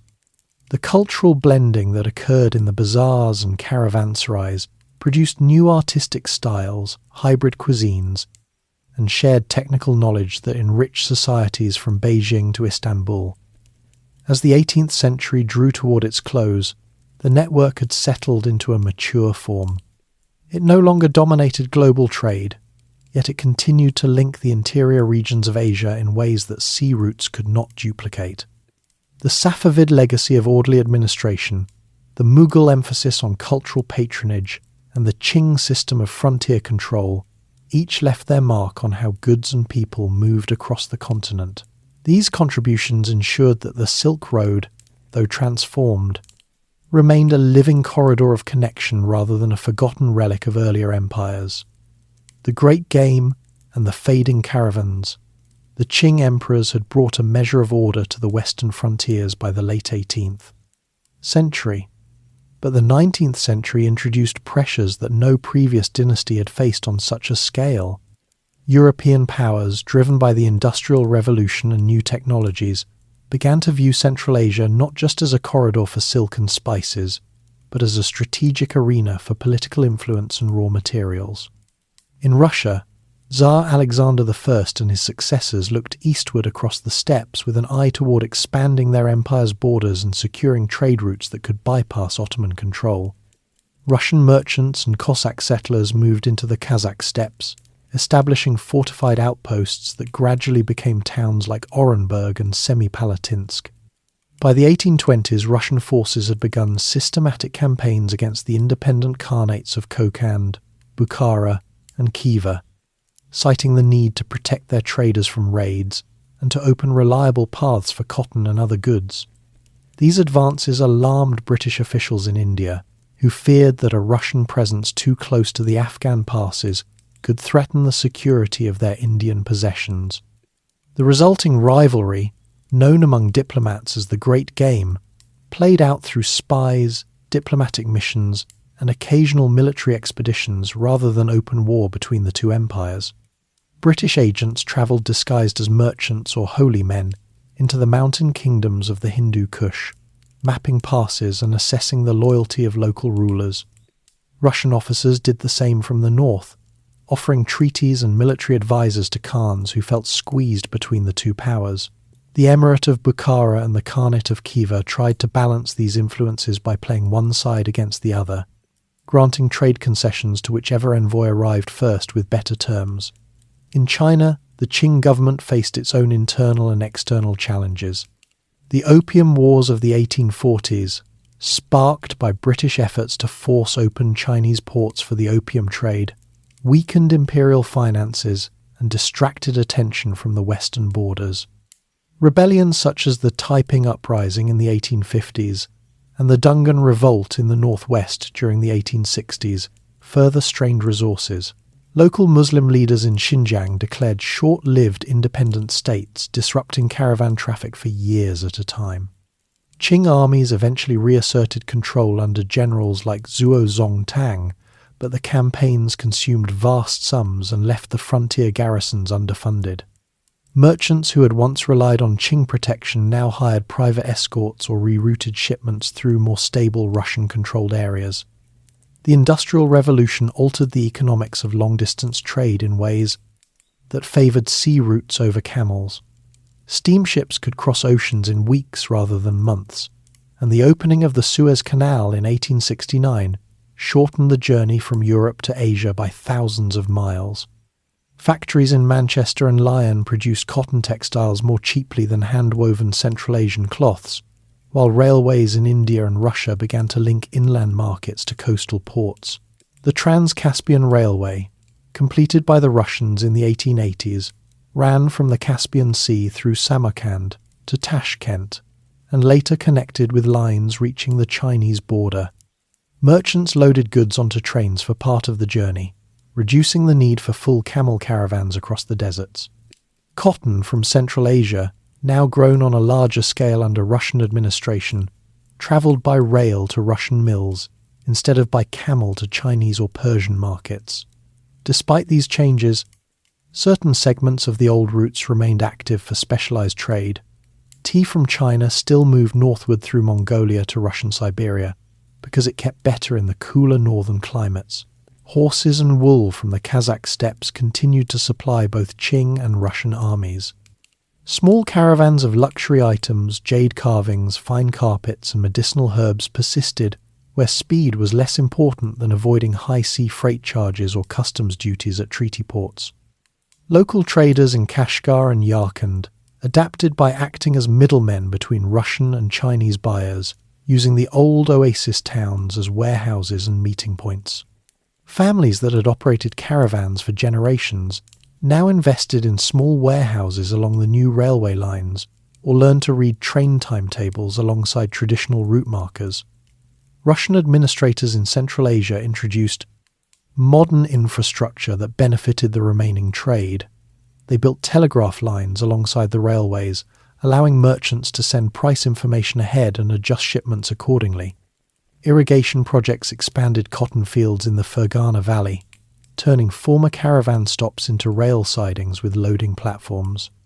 Schools in the larger towns taught Russian and basic accounting to the sons of merchants, preparing them for business in a world where contracts were written on paper rather than sealed with verbal agreements. At the same time, Russian officials collected detailed statistics on trade volumes, noting that while overall tonnage had shifted to steam and rail, the value of certain luxury goods travelling by camel had actually risen because they reached niche markets faster than bulk cargo by sea. British influence in the region was more indirect but equally transformative.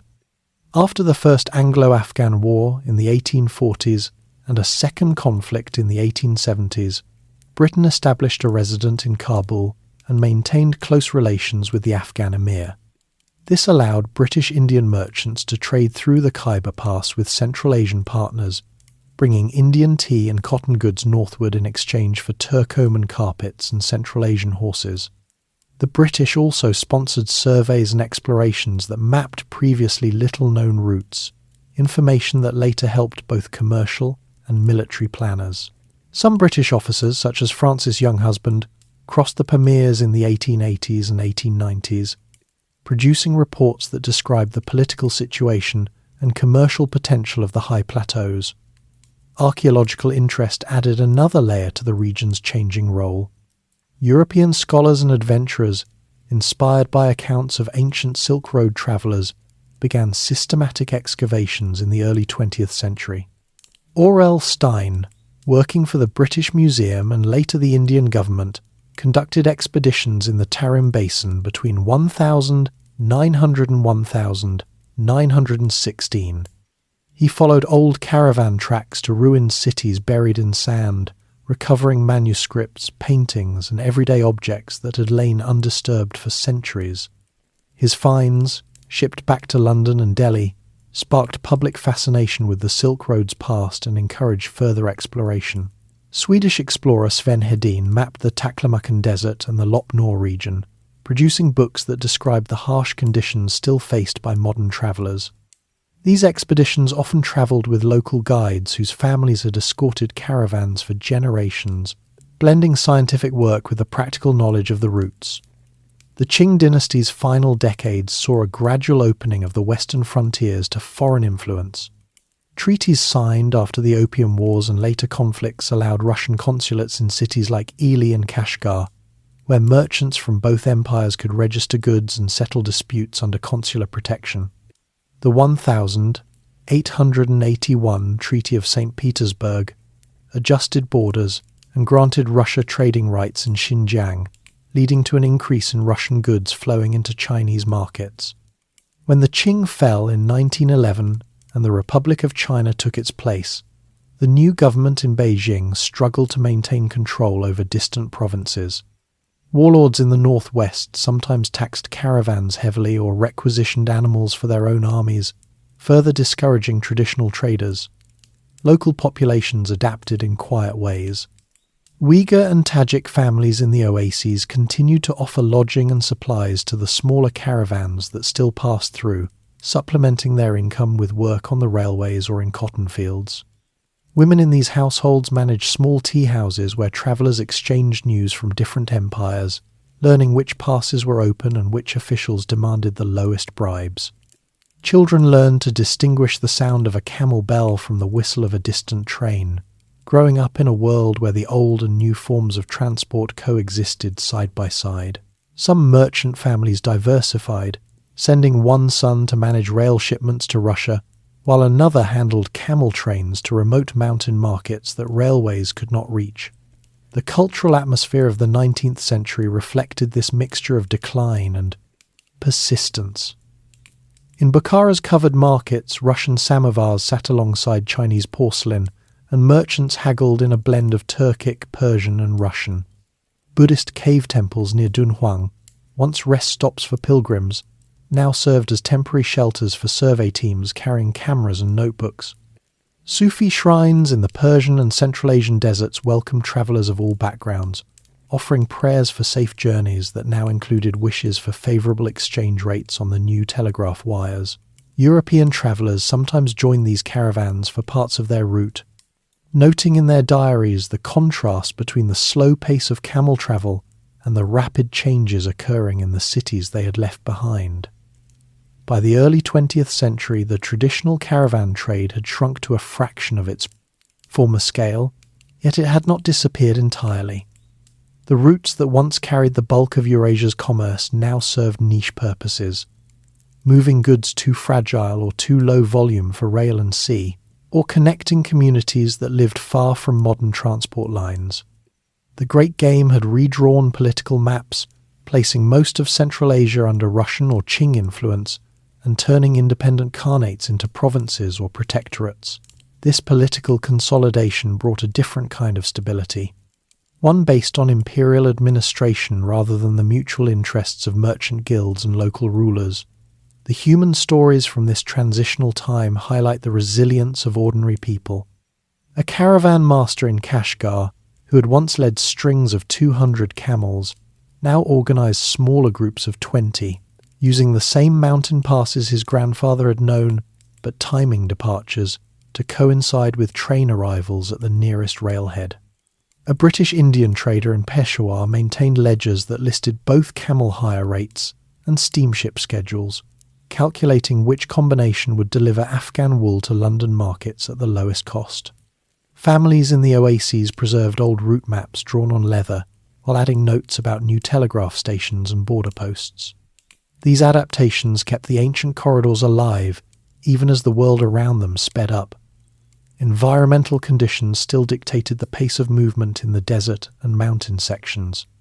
Sandstorms could bury rail sidings as easily as old caravan tracks, and heavy snow in the Pamirs closed passes for weeks regardless of whether travellers rode camels or rode in railway cars to the foothills. Local herders continued to supply fodder and fresh animals, maintaining economic links between nomadic and settled populations that had existed for centuries. Russian and British engineers occasionally surveyed these areas for possible rail extensions, but the high costs and difficult terrain kept many stretches dependent on traditional transport well into the 20th century. The period also saw the beginning of organised tourism and cultural preservation efforts. Wealthy Europeans and Americans, inspired by the published accounts of explorers, hired guides to retrace parts of the Silk Road for leisure. They stayed in converted caravanserais that now offered beds and European-style meals alongside the usual tea and flatbread. Local authorities in both Russian and Chinese territories recognized the potential revenue from such visitors and began to protect certain historic sites from looting. This new interest in the past helped ensure that the physical remains of the old trade routes, watchtowers, cave paintings, and ruined cities would survive for future study. As the 19th century closed and the 20th began, the Silk Road had entered its modern phase. The empires that had once risen and fallen along its length were now largely replaced by colonial administrations or weakened central governments struggling to adapt to industrial changes.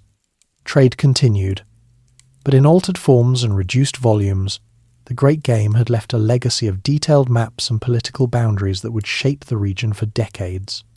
Yet the quiet movement of people and goods along the old paths persisted, carrying not only merchandise but also ideas, languages, and family connections that linked distant communities. The caravans had grown smaller and fewer, but the network they followed remained a living reminder of the long history of connection across the vast interior of Asia. Revolution, Cold War closure, and the 20th century quiet. The political upheavals of the early 20th century continued to reshape the old caravan corridors, even after the formal end of imperial rule in many regions.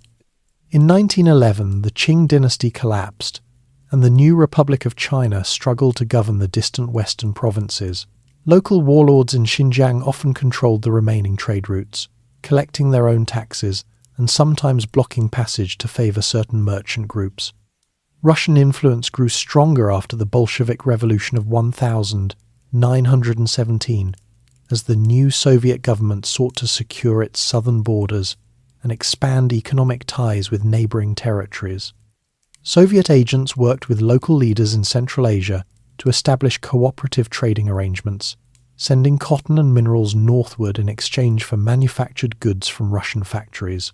The creation of the Soviet Union in 1922 brought systematic changes to the Central Asian republics. The Bolsheviks nationalized many trading operations and directed resources towards state-controlled collectives rather than private caravans. Railways expanded further, linking Tashkent and Alma-Ata with Moscow and allowing bulk shipments that made long camel journeys less necessary for most goods. Border controls tightened, with passports and customs inspections required even for short crossings between Soviet territories and the Chinese side. Merchants who had once moved freely now needed official permits, and many smaller operators found the new regulations too costly or restrictive. Some families shifted their business to local markets. selling wool or dried fruits within the Soviet system rather than attempting the full journey to Chinese cities.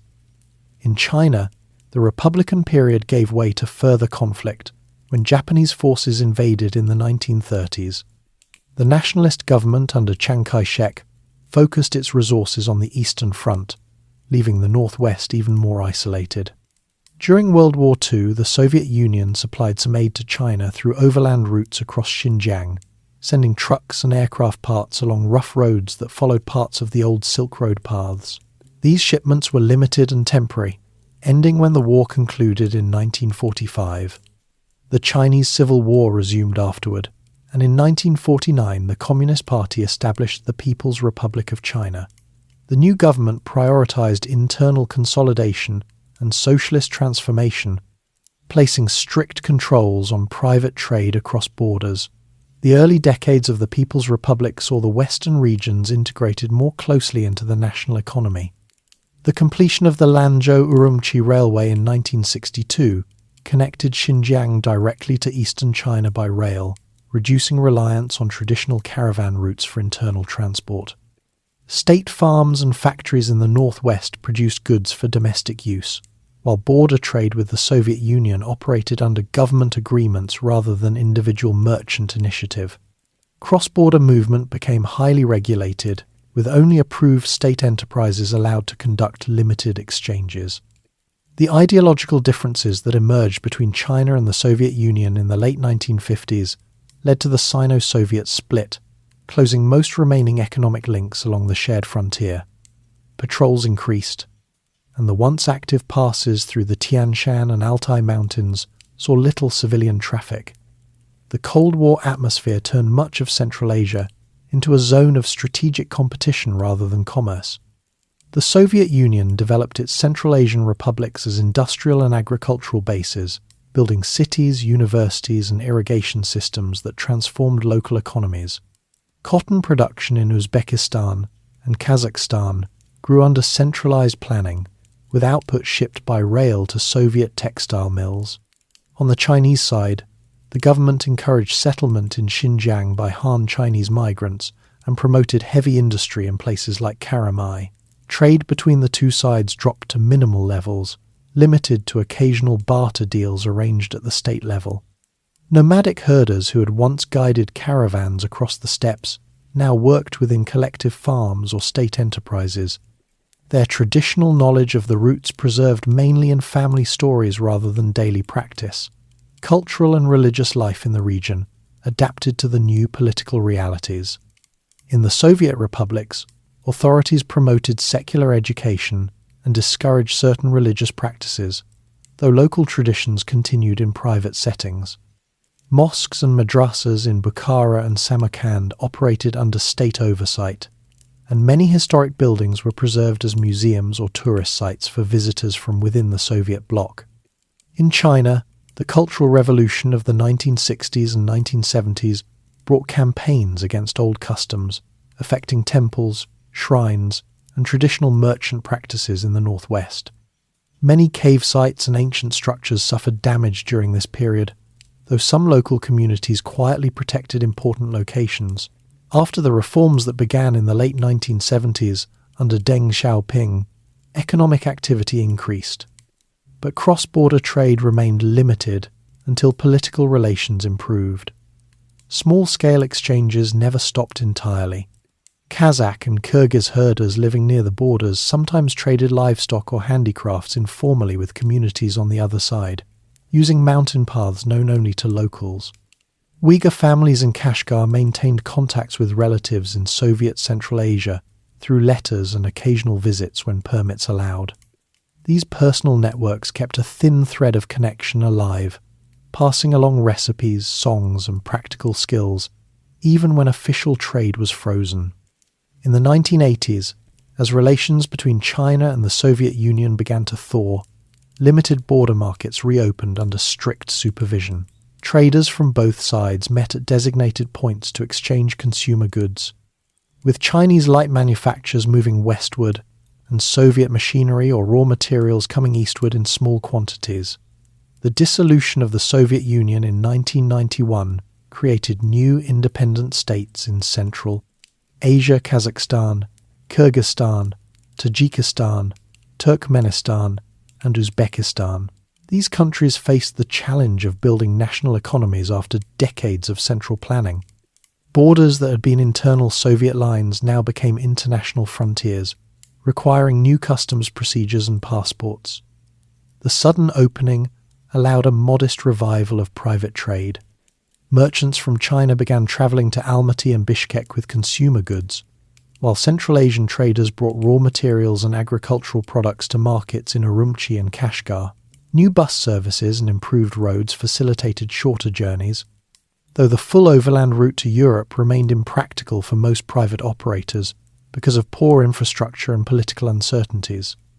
International organisations and neighbouring countries explored ways to reconnect the region. The Asian Development Bank supported projects to improve road and rail links across Central Asia, aiming to create modern transport corridors that could link the landlocked states to global markets. China participated in these discussions, seeing potential for its own western provinces to benefit from better connections. In the 1990s and early 2000s, energy resources became a major focus. Pipelines carried oil and gas from Kazakhstan and Turkmenistan to China, following routes that roughly paralleled ancient caravan paths but used modern technology for continuous flow rather than seasonal transport. These projects brought investment and jobs to the region, while tying the economies more closely together. Daily life in the oasis towns and border cities reflected the gradual shift from isolation to limited openness. Markets in Kashgar once again featured stalls with goods from multiple countries, though the volume remained modest compared to coastal ports. Families that had worked in state enterprises began to open small shops or transport businesses, using trucks instead of camels for local hauls. Young people learned Russian or English in addition to their native languages, preparing for opportunities in cross-border commerce or tourism. Historic sites started to attract visitors from within China and from the new Central Asian republics, with some old caravanserais restored as cultural centres or simple guest houses. Environmental conditions in the region continued to influence activity. Desertification and water shortages affected farming in the Tarim Basin, prompting government projects to improve irrigation and plant shelter belts. In the mountain areas, melting glaciers altered water flows, requiring new management agreements between neighbouring states. These practical challenges reminded residents that the land still shaped movement, even when modern vehicles replaced pack animals. By the early years of the 21st century, the old Silk Road corridors had become quiet backwaters in global commerce. Most international trade moved by sea or by air, with rail and road links serving mainly regional needs. Yet the physical infrastructure of roads, railways and pipelines that followed the general direction of the ancient routes provided a foundation for something larger. Governments in the region recognized the potential value of their geographic position between major economic centers. China, with its growing economy and interest in secure energy supplies and new markets, began to look westward with fresh attention. Central Asian leaders saw opportunities to reduce their dependence on any single partner by developing multiple connections. The human legacy of the earlier trade eras remained visible in the languages spoken, the foods prepared, and the architectural styles of old city quarters. Elders in Bukhara or Turfan could still describe the routes their grandparents had known, pointing out passes or wells that no longer appeared on modern maps. Younger generations studied the history in school, learning about Jiang Qian, Marco Polo, and the great empires that had once depended on these paths. This shared memory created a sense of regional identity that transcended the new national borders. The 20th century had closed most of the traditional caravan traffic, replacing it with state-directed exchanges and modern transport. Ideological divisions, world wars, and the priorities of industrial economies had pushed the overland routes into the background. Yet the corridors themselves endured as lines on the map and as lived spaces where people continued to move, trade, and connect in smaller ways. The quiet persistence of these links set the stage for renewed interest when larger economic forces and political visions turned attention back to the interior of the continent. The old network, though diminished, had never been completely erased, and its physical traces and cultural echoes provided a ready framework for those who would later propose building upon it once again. The Belt and Road Initiative and the Modern Revival. The turn of the 21st century brought a new chapter when China's economy grew rapidly after the reforms of the late 1970s. By the 2010s, Chinese leaders looked for ways to secure energy supplies, open new markets, and connect the less developed Western regions more closely with the rest of the country and with neighbouring states. In September 2013, during a speech at Nazarbayev University in Astana, Kazakhstan, President Xi Jinping proposed the Silk Road economic belt. A month later, in Indonesia, he spoke of a companion 21st century maritime Silk Road. Together, these ideas formed the Belt and Road Initiative, a broad framework for building infrastructure, improving trade, and strengthening economic ties across dozens of countries. The plan revived the old name of the Silk Road, but this time the connections would rely on highways, railways, ports, pipelines, and digital links rather than camel caravans. The overland component, often called the Belt, focused on 6 main corridors that roughly followed the historic routes through Central Asia. One key path ran from western China through Kazakhstan, Russia, and into Europe. Another crossed Kyrgyzstan and Tajikistan before linking with routes toward Iran and Turkey. Chinese state-owned companies and banks provided much of the financing for new roads, high-speed rail lines, and border facilities. In Kazakhstan, the government welcomed the projects because they offered a way to move oil and minerals more efficiently to Chinese markets and to position the country as a transit hub between East and West. Similar agreements were signed with Uzbekistan, Turkmenistan, and other Central Asian states, where leaders saw opportunities for investment in their own infrastructure. Construction moved quickly in some areas. The China-Europe Railway Express began regular service in 2011 and expanded after the Belt and Road announcement. Container trains now leave from cities like Chongqing and Xi'an, travel through Kazakhstan and Russia, or through Central Asia and the Caspian region, and reach destinations in Germany, Poland, and Spain in about 2 weeks. These trains carry electronics, auto parts, clothing, and machinery westward, returning with European cars, wine, and medical equipment. The volume grew from a few dozen trains per year to thousands, demonstrating that modern rail could handle significant cargo volumes across the continent in a fraction of the time once required by caravans. At the same time, road projects widened existing highways and built new ones through mountain passes, allowing trucks to move goods that needed more flexible scheduling than trains. Energy infrastructure formed another important part. Pipelines from Kazakhstan and Turkmenistan now deliver natural gas and oil directly to Western China, reducing reliance on sea shipments through the Strait of Malacca. These lines run parallel to older caravan routes in many sections, using the same mountain gaps and river valleys that travellers had followed for centuries. In Pakistan, the China-Pakistan Economic Corridor includes roads, power plants, and a deep-water port at Gwadar, linking western China to the Arabian Sea and providing an alternative southern outlet. Similar projects in Iran and Turkey aim to connect the overland network with Mediterranean ports. The initiative also includes agreements on customs procedures, visa rules, and digital connectivity. Countries along the routes have simplified border crossings for freight, introduced electronic documentation, and in some cases aligned technical standards for rail gauges and safety regulations. China has offered training programs for officials and technicians from partner countries, helping them manage the new facilities. At the same time, concerns have been raised about debt levels in some participating nations and about the environmental impact of large construction projects in sensitive desert and mountain areas. Governments have responded by adjusting terms and adding environmental reviews to later phases of work. Local communities along the revived corridors have experienced direct changes. In Kashgar and Korgos on the Chinese side, New free trade zones and logistics parks have created jobs in warehousing, transport and services. Truck drivers and rail workers now move goods that once travelled by camel, while small businesses supply food, fuel and lodging to the crews.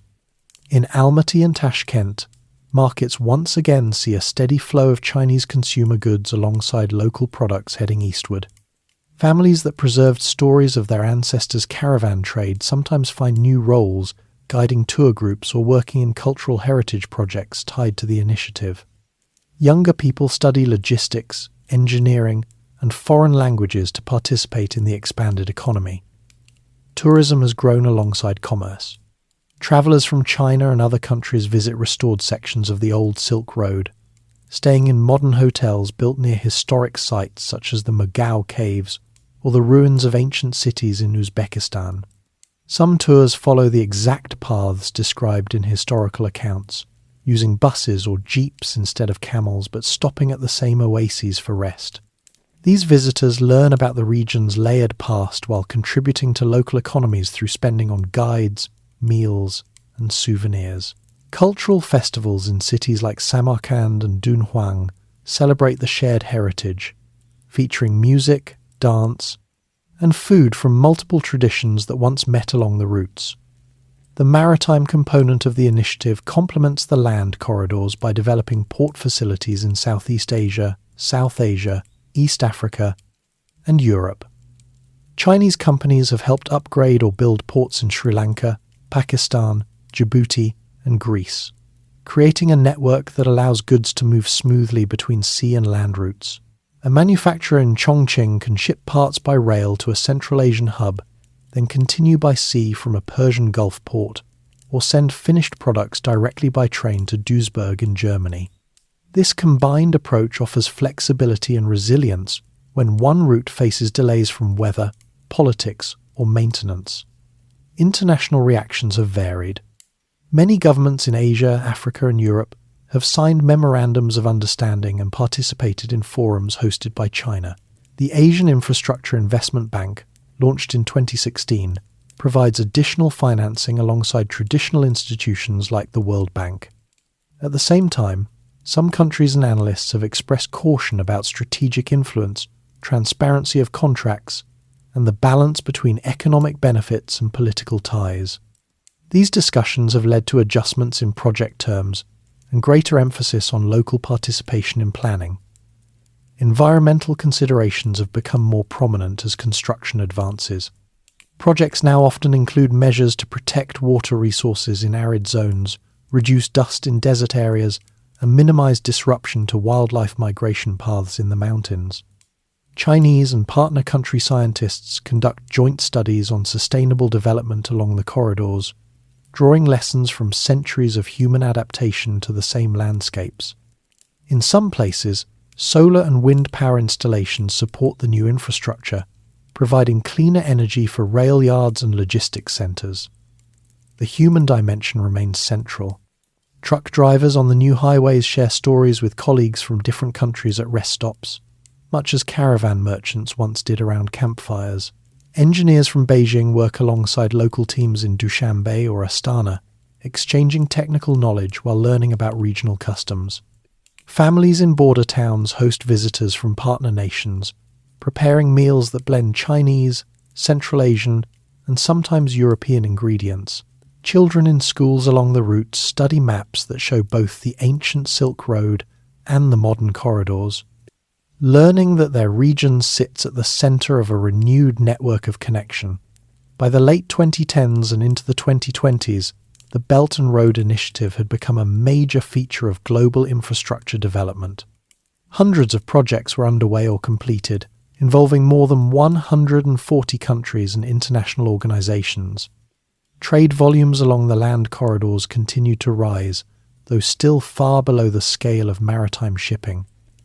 The initiative also spurred related efforts in digital connectivity, with fibre optic cables and data centres following similar geographic paths to support e-commerce and communication. The revival did not restore the exact conditions of earlier centuries. Modern transport moves containers rather than individual bolts of silk, and decisions are made by governments and large companies rather than independent merchants. Yet the fundamental idea remains similar, using the geography of Central Asia to link distant economies for mutual benefit. The old caravan routes provided the mental and sometimes the physical map for these new projects. Ancient passes through the Pamirs or the Tian Shan now carry high-voltage power lines or paved highways, while railway tracks run near the dried beds of rivers that once guided travellers. Political and economic shifts continue to influence progress. The COVID-19 pandemic in 2020 temporarily slowed construction and trade, but rail services resumed quickly as an alternative to congested sea routes. Geopolitical tensions have led some countries to review their level of participation, while others have deepened involvement through additional agreements. The initiative has also inspired competing proposals, such as the European Union's Global Gateway and the United States' Build Back Better world effort, creating a broader international focus on infrastructure in developing regions. In the western Chinese provinces, the effects have been visible in daily life. Urumqi has grown into a major logistics centre, with new airports and rail terminals. Smaller towns along the corridors have seen improved roads, schools and hospitals funded through related development programmes. Farmers in oasis areas supply fresh produce to the growing population of workers and travellers. The cultural atmosphere mixes tradition with modernity. Evening markets in Kashgar sell both handmade carpets and imported electronics, while musicians perform old Silk Road melodies on instruments updated with contemporary amplification. Central Asian capitals have experienced similar transformations. New office buildings and hotels in Astana and Tashkent host international conferences on trade and connectivity. Universities offer courses in logistics and international relations, preparing students for careers in the expanded networks. Rural communities near the routes benefit from better access to markets for their livestock and crops. Though challenges remain in balancing development with preservation of traditional ways of life, the modern revival has also brought renewed scholarly and public interest in the historical Silk Road. Museums in China, Kazakhstan and Uzbekistan have opened or expanded exhibits featuring artifacts from earlier eras alongside displays about current projects. Books, documentaries and exhibitions trace the continuity from Jiang Qian's missions to today's container trains. This awareness helps build public support for the initiative by connecting it to a shared regional heritage that predates modern nation-states. As the third decade of the 21st century progresses, the Belt and Road corridors continue to evolve. Some projects have faced delays or renegotiations, while others have exceeded expectations in volume and impact. The core vision of using land connections to complement maritime trade has taken concrete form in steel rails, asphalt roads, and energy pipelines that span the continent. The ancient idea of linking east and west through the interior of Asia has found new expression suited to the needs and technologies of the current age. The people who live and work along these revived routes carry forward the fron, practical spirit of earlier travellers. They calculate costs and schedules, negotiate with authorities, and adapt to changing conditions, just as merchants and guides did centuries ago. The scale is larger and the pace faster, but the underlying purpose remains the same, moving goods, ideas, and opportunities across vast distances to improve lives at both ends of the journey. In this way, the Silk Road, once carried on the backs of camels and the shoulders of men, now travels on wheels, rails, and cables, yet still serves as a bridge between distant societies in an interconnected world. The corridors that had grown through years of steady construction and careful adjustment stood by the later part of the decade as a functioning network that linked manufacturing centres in East Asia with markets in Europe, resource regions in Central Asia and Africa, and ports along multiple sea routes. Rail services operated on predictable schedules, moving containers of electronics, machinery, clothing, and specialty foods in both directions. Energy lines delivered oil, gas, and increasing amounts of renewable power to support industries and households across wide areas. Digital systems allowed real-time coordination of shipments, customs clearance, and market information, reducing the uncertainties that once made long-distance trade a high-risk venture.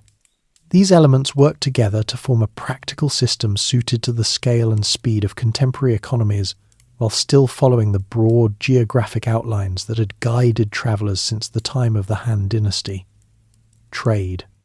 Volumes reflected the accumulated impact of these links. The China-Europe Railway Express and related services carried millions of 20-foot equivalent units annually, with growth continuing even when global conditions introduced new tariffs or supply disruptions. Central Asian republics maintained strong commercial ties with China, exchanging energy resources and raw materials for manufactured goods and technology. Projects in metals processing, renewable energy, and logistics created jobs and added value in regions that had previously depended mainly on raw exports. The wider involvement of African and Middle Eastern countries added further balance, allowing resources and finished products to move along complementary paths that reduced dependence on any single corridor. The emphasis on sustainability had become an integral part of operations rather than an afterthought. Solar and wind installations in desert and steppe areas supplied clean power to rail yards, warehouses, and nearby communities. Water management practices improved through joint monitoring and the restoration of traditional irrigation methods alongside modern techniques. Road and rail construction incorporated measures to protect wildlife corridors and stabilize fragile soils. These steps helped ensure that the increased movement of goods and people did not exhaust the natural systems that had supported human activity in these landscapes for centuries. The Green Silk Road had evolved from a concept into a working reality that shaped daily decisions at project sites and policy meetings alike. People-to-people connections provided the social foundation that kept the network resilient. Students who had studied together maintained contact through professional networks and shared projects. Families in border towns hosted travellers and workers from partner countries, exchanging meals, stories, and practical advice. Railway crews from different nations coordinated operations with a blend of technical routines and personal rapport built over repeated journeys. Cultural events in historic cities drew participants who arrived by modern transport, yet walked the same routes once followed by merchants and monks. These human threads turned the corridors into more than arteries for cargo. They became pathways where individuals from distant places met, learned, and formed relationships that endured beyond any single shipment or contract. The long history of the Silk Road offered a useful perspective on the changes of the current era. Earlier periods had seen the routes rise and fall with the fortunes of empires, the invention of new transport methods, and shifts in global demand. The Han expansion, the Mongol unification, the Tang Golden Age, the Timurid revival, and the modern industrial transformations each brought different forms of connection while facing their own challenges of politics, environment, and technology. The network had never remained static. It had always adapted through the practical efforts of merchants, officials, travellers, and local communities who found ways to keep goods and ideas moving despite obstacles. The contemporary corridors followed the same pattern, absorbing pressures from trade tensions, debt concerns, and environmental limits while continuing to serve their core purpose. Looking forward, the network appeared likely to keep evolving, rather than reaching any final shape. Advances in electric and autonomous freight transport could lower costs and emissions further. Expanded digital services might open participation to even smaller businesses and remote communities. Continued emphasis on skills development and technology transfer would help ensure that benefits spread more widely. At the same time, the physical geography of Central Asia would remain a constant, channeling movement through the same mountain passes, river valleys, and oasis chains that had shaped trade for over 2 millennia. The combination of ancient roots and modern capabilities created a foundation that could support further growth while remaining responsive to changing global needs. The human dimension would continue to matter most. The drivers, engineers, farmers, students, and families whose daily work and lives intersected with the corridors carried forward the same spirit of practical cooperation that had sustained the Silk Road through every previous era. They calculated routes and schedules, negotiated terms, solved problems on the ground, and built relationships that crossed borders and cultures. In doing so, they kept alive the quiet continuity of exchange that had first linked distant civilizations when Jiang Qian returned from his Western mission more than 2,000 years ago. The story of the Silk Road is ultimately a story of ordinary people making choices that connected larger worlds. Merchants risked long journeys for profit and discovery. Rulers balanced security with the revenue that safe passage brought. Monks and scholars carried ideas alongside goods. Families adapted their lives to the rhythms of arrival and departure. In every age, the route succeeded when cooperation outweighed conflict, and when practical benefits encouraged openness. The modern revival has followed the same logic, using new tools and larger scales yet resting on the same human foundations. As the decade draws toward its close, the corridors stand as a living bridge across continents and across time. They carry containers and data where once camel bells sounded. They transmit power from sun and wind where travellers once sought scarce wells. They link classrooms and festivals where earlier meetings happened around campfires. The scale has grown and the pace has quickened, but the essential purpose endures: to move resources, knowledge, and opportunities so that distant societies can meet their needs and enrich one another. The ancient network that began with tentative threads of silk and information has become a multifaceted system of rail, road, pipe, cable, and human connection. It has weathered empires, technologies, and global shifts because it has always served a basic human impulse to reach beyond immediate horizons. In the present day, it continues to do so, adapting to new realities while preserving the geographic and cultural memory of the paths that first joined East and West. The Silk Road, in all its forms, reminds us that connection across vast distances is possible when people choose to build and maintain it. The corridors of today, like those of the past, depend on the daily efforts of countless individuals who keep the routes open, the goods moving, and the conversations alive. Their work sustains a bridge that has lasted for centuries and that still carries the quiet promise of shared futures across the heart of the continent. As the lights of distant cities flicker along the rail lines and the wind moves through turbine blades in the steppes, the long journey of exchange continues in its latest chapter. The threads that once bound civilizations through patience and endurance now weave through steel and silicon, yet they still tie humanity together in the same enduring pattern of movement, adaptation, and mutual benefit.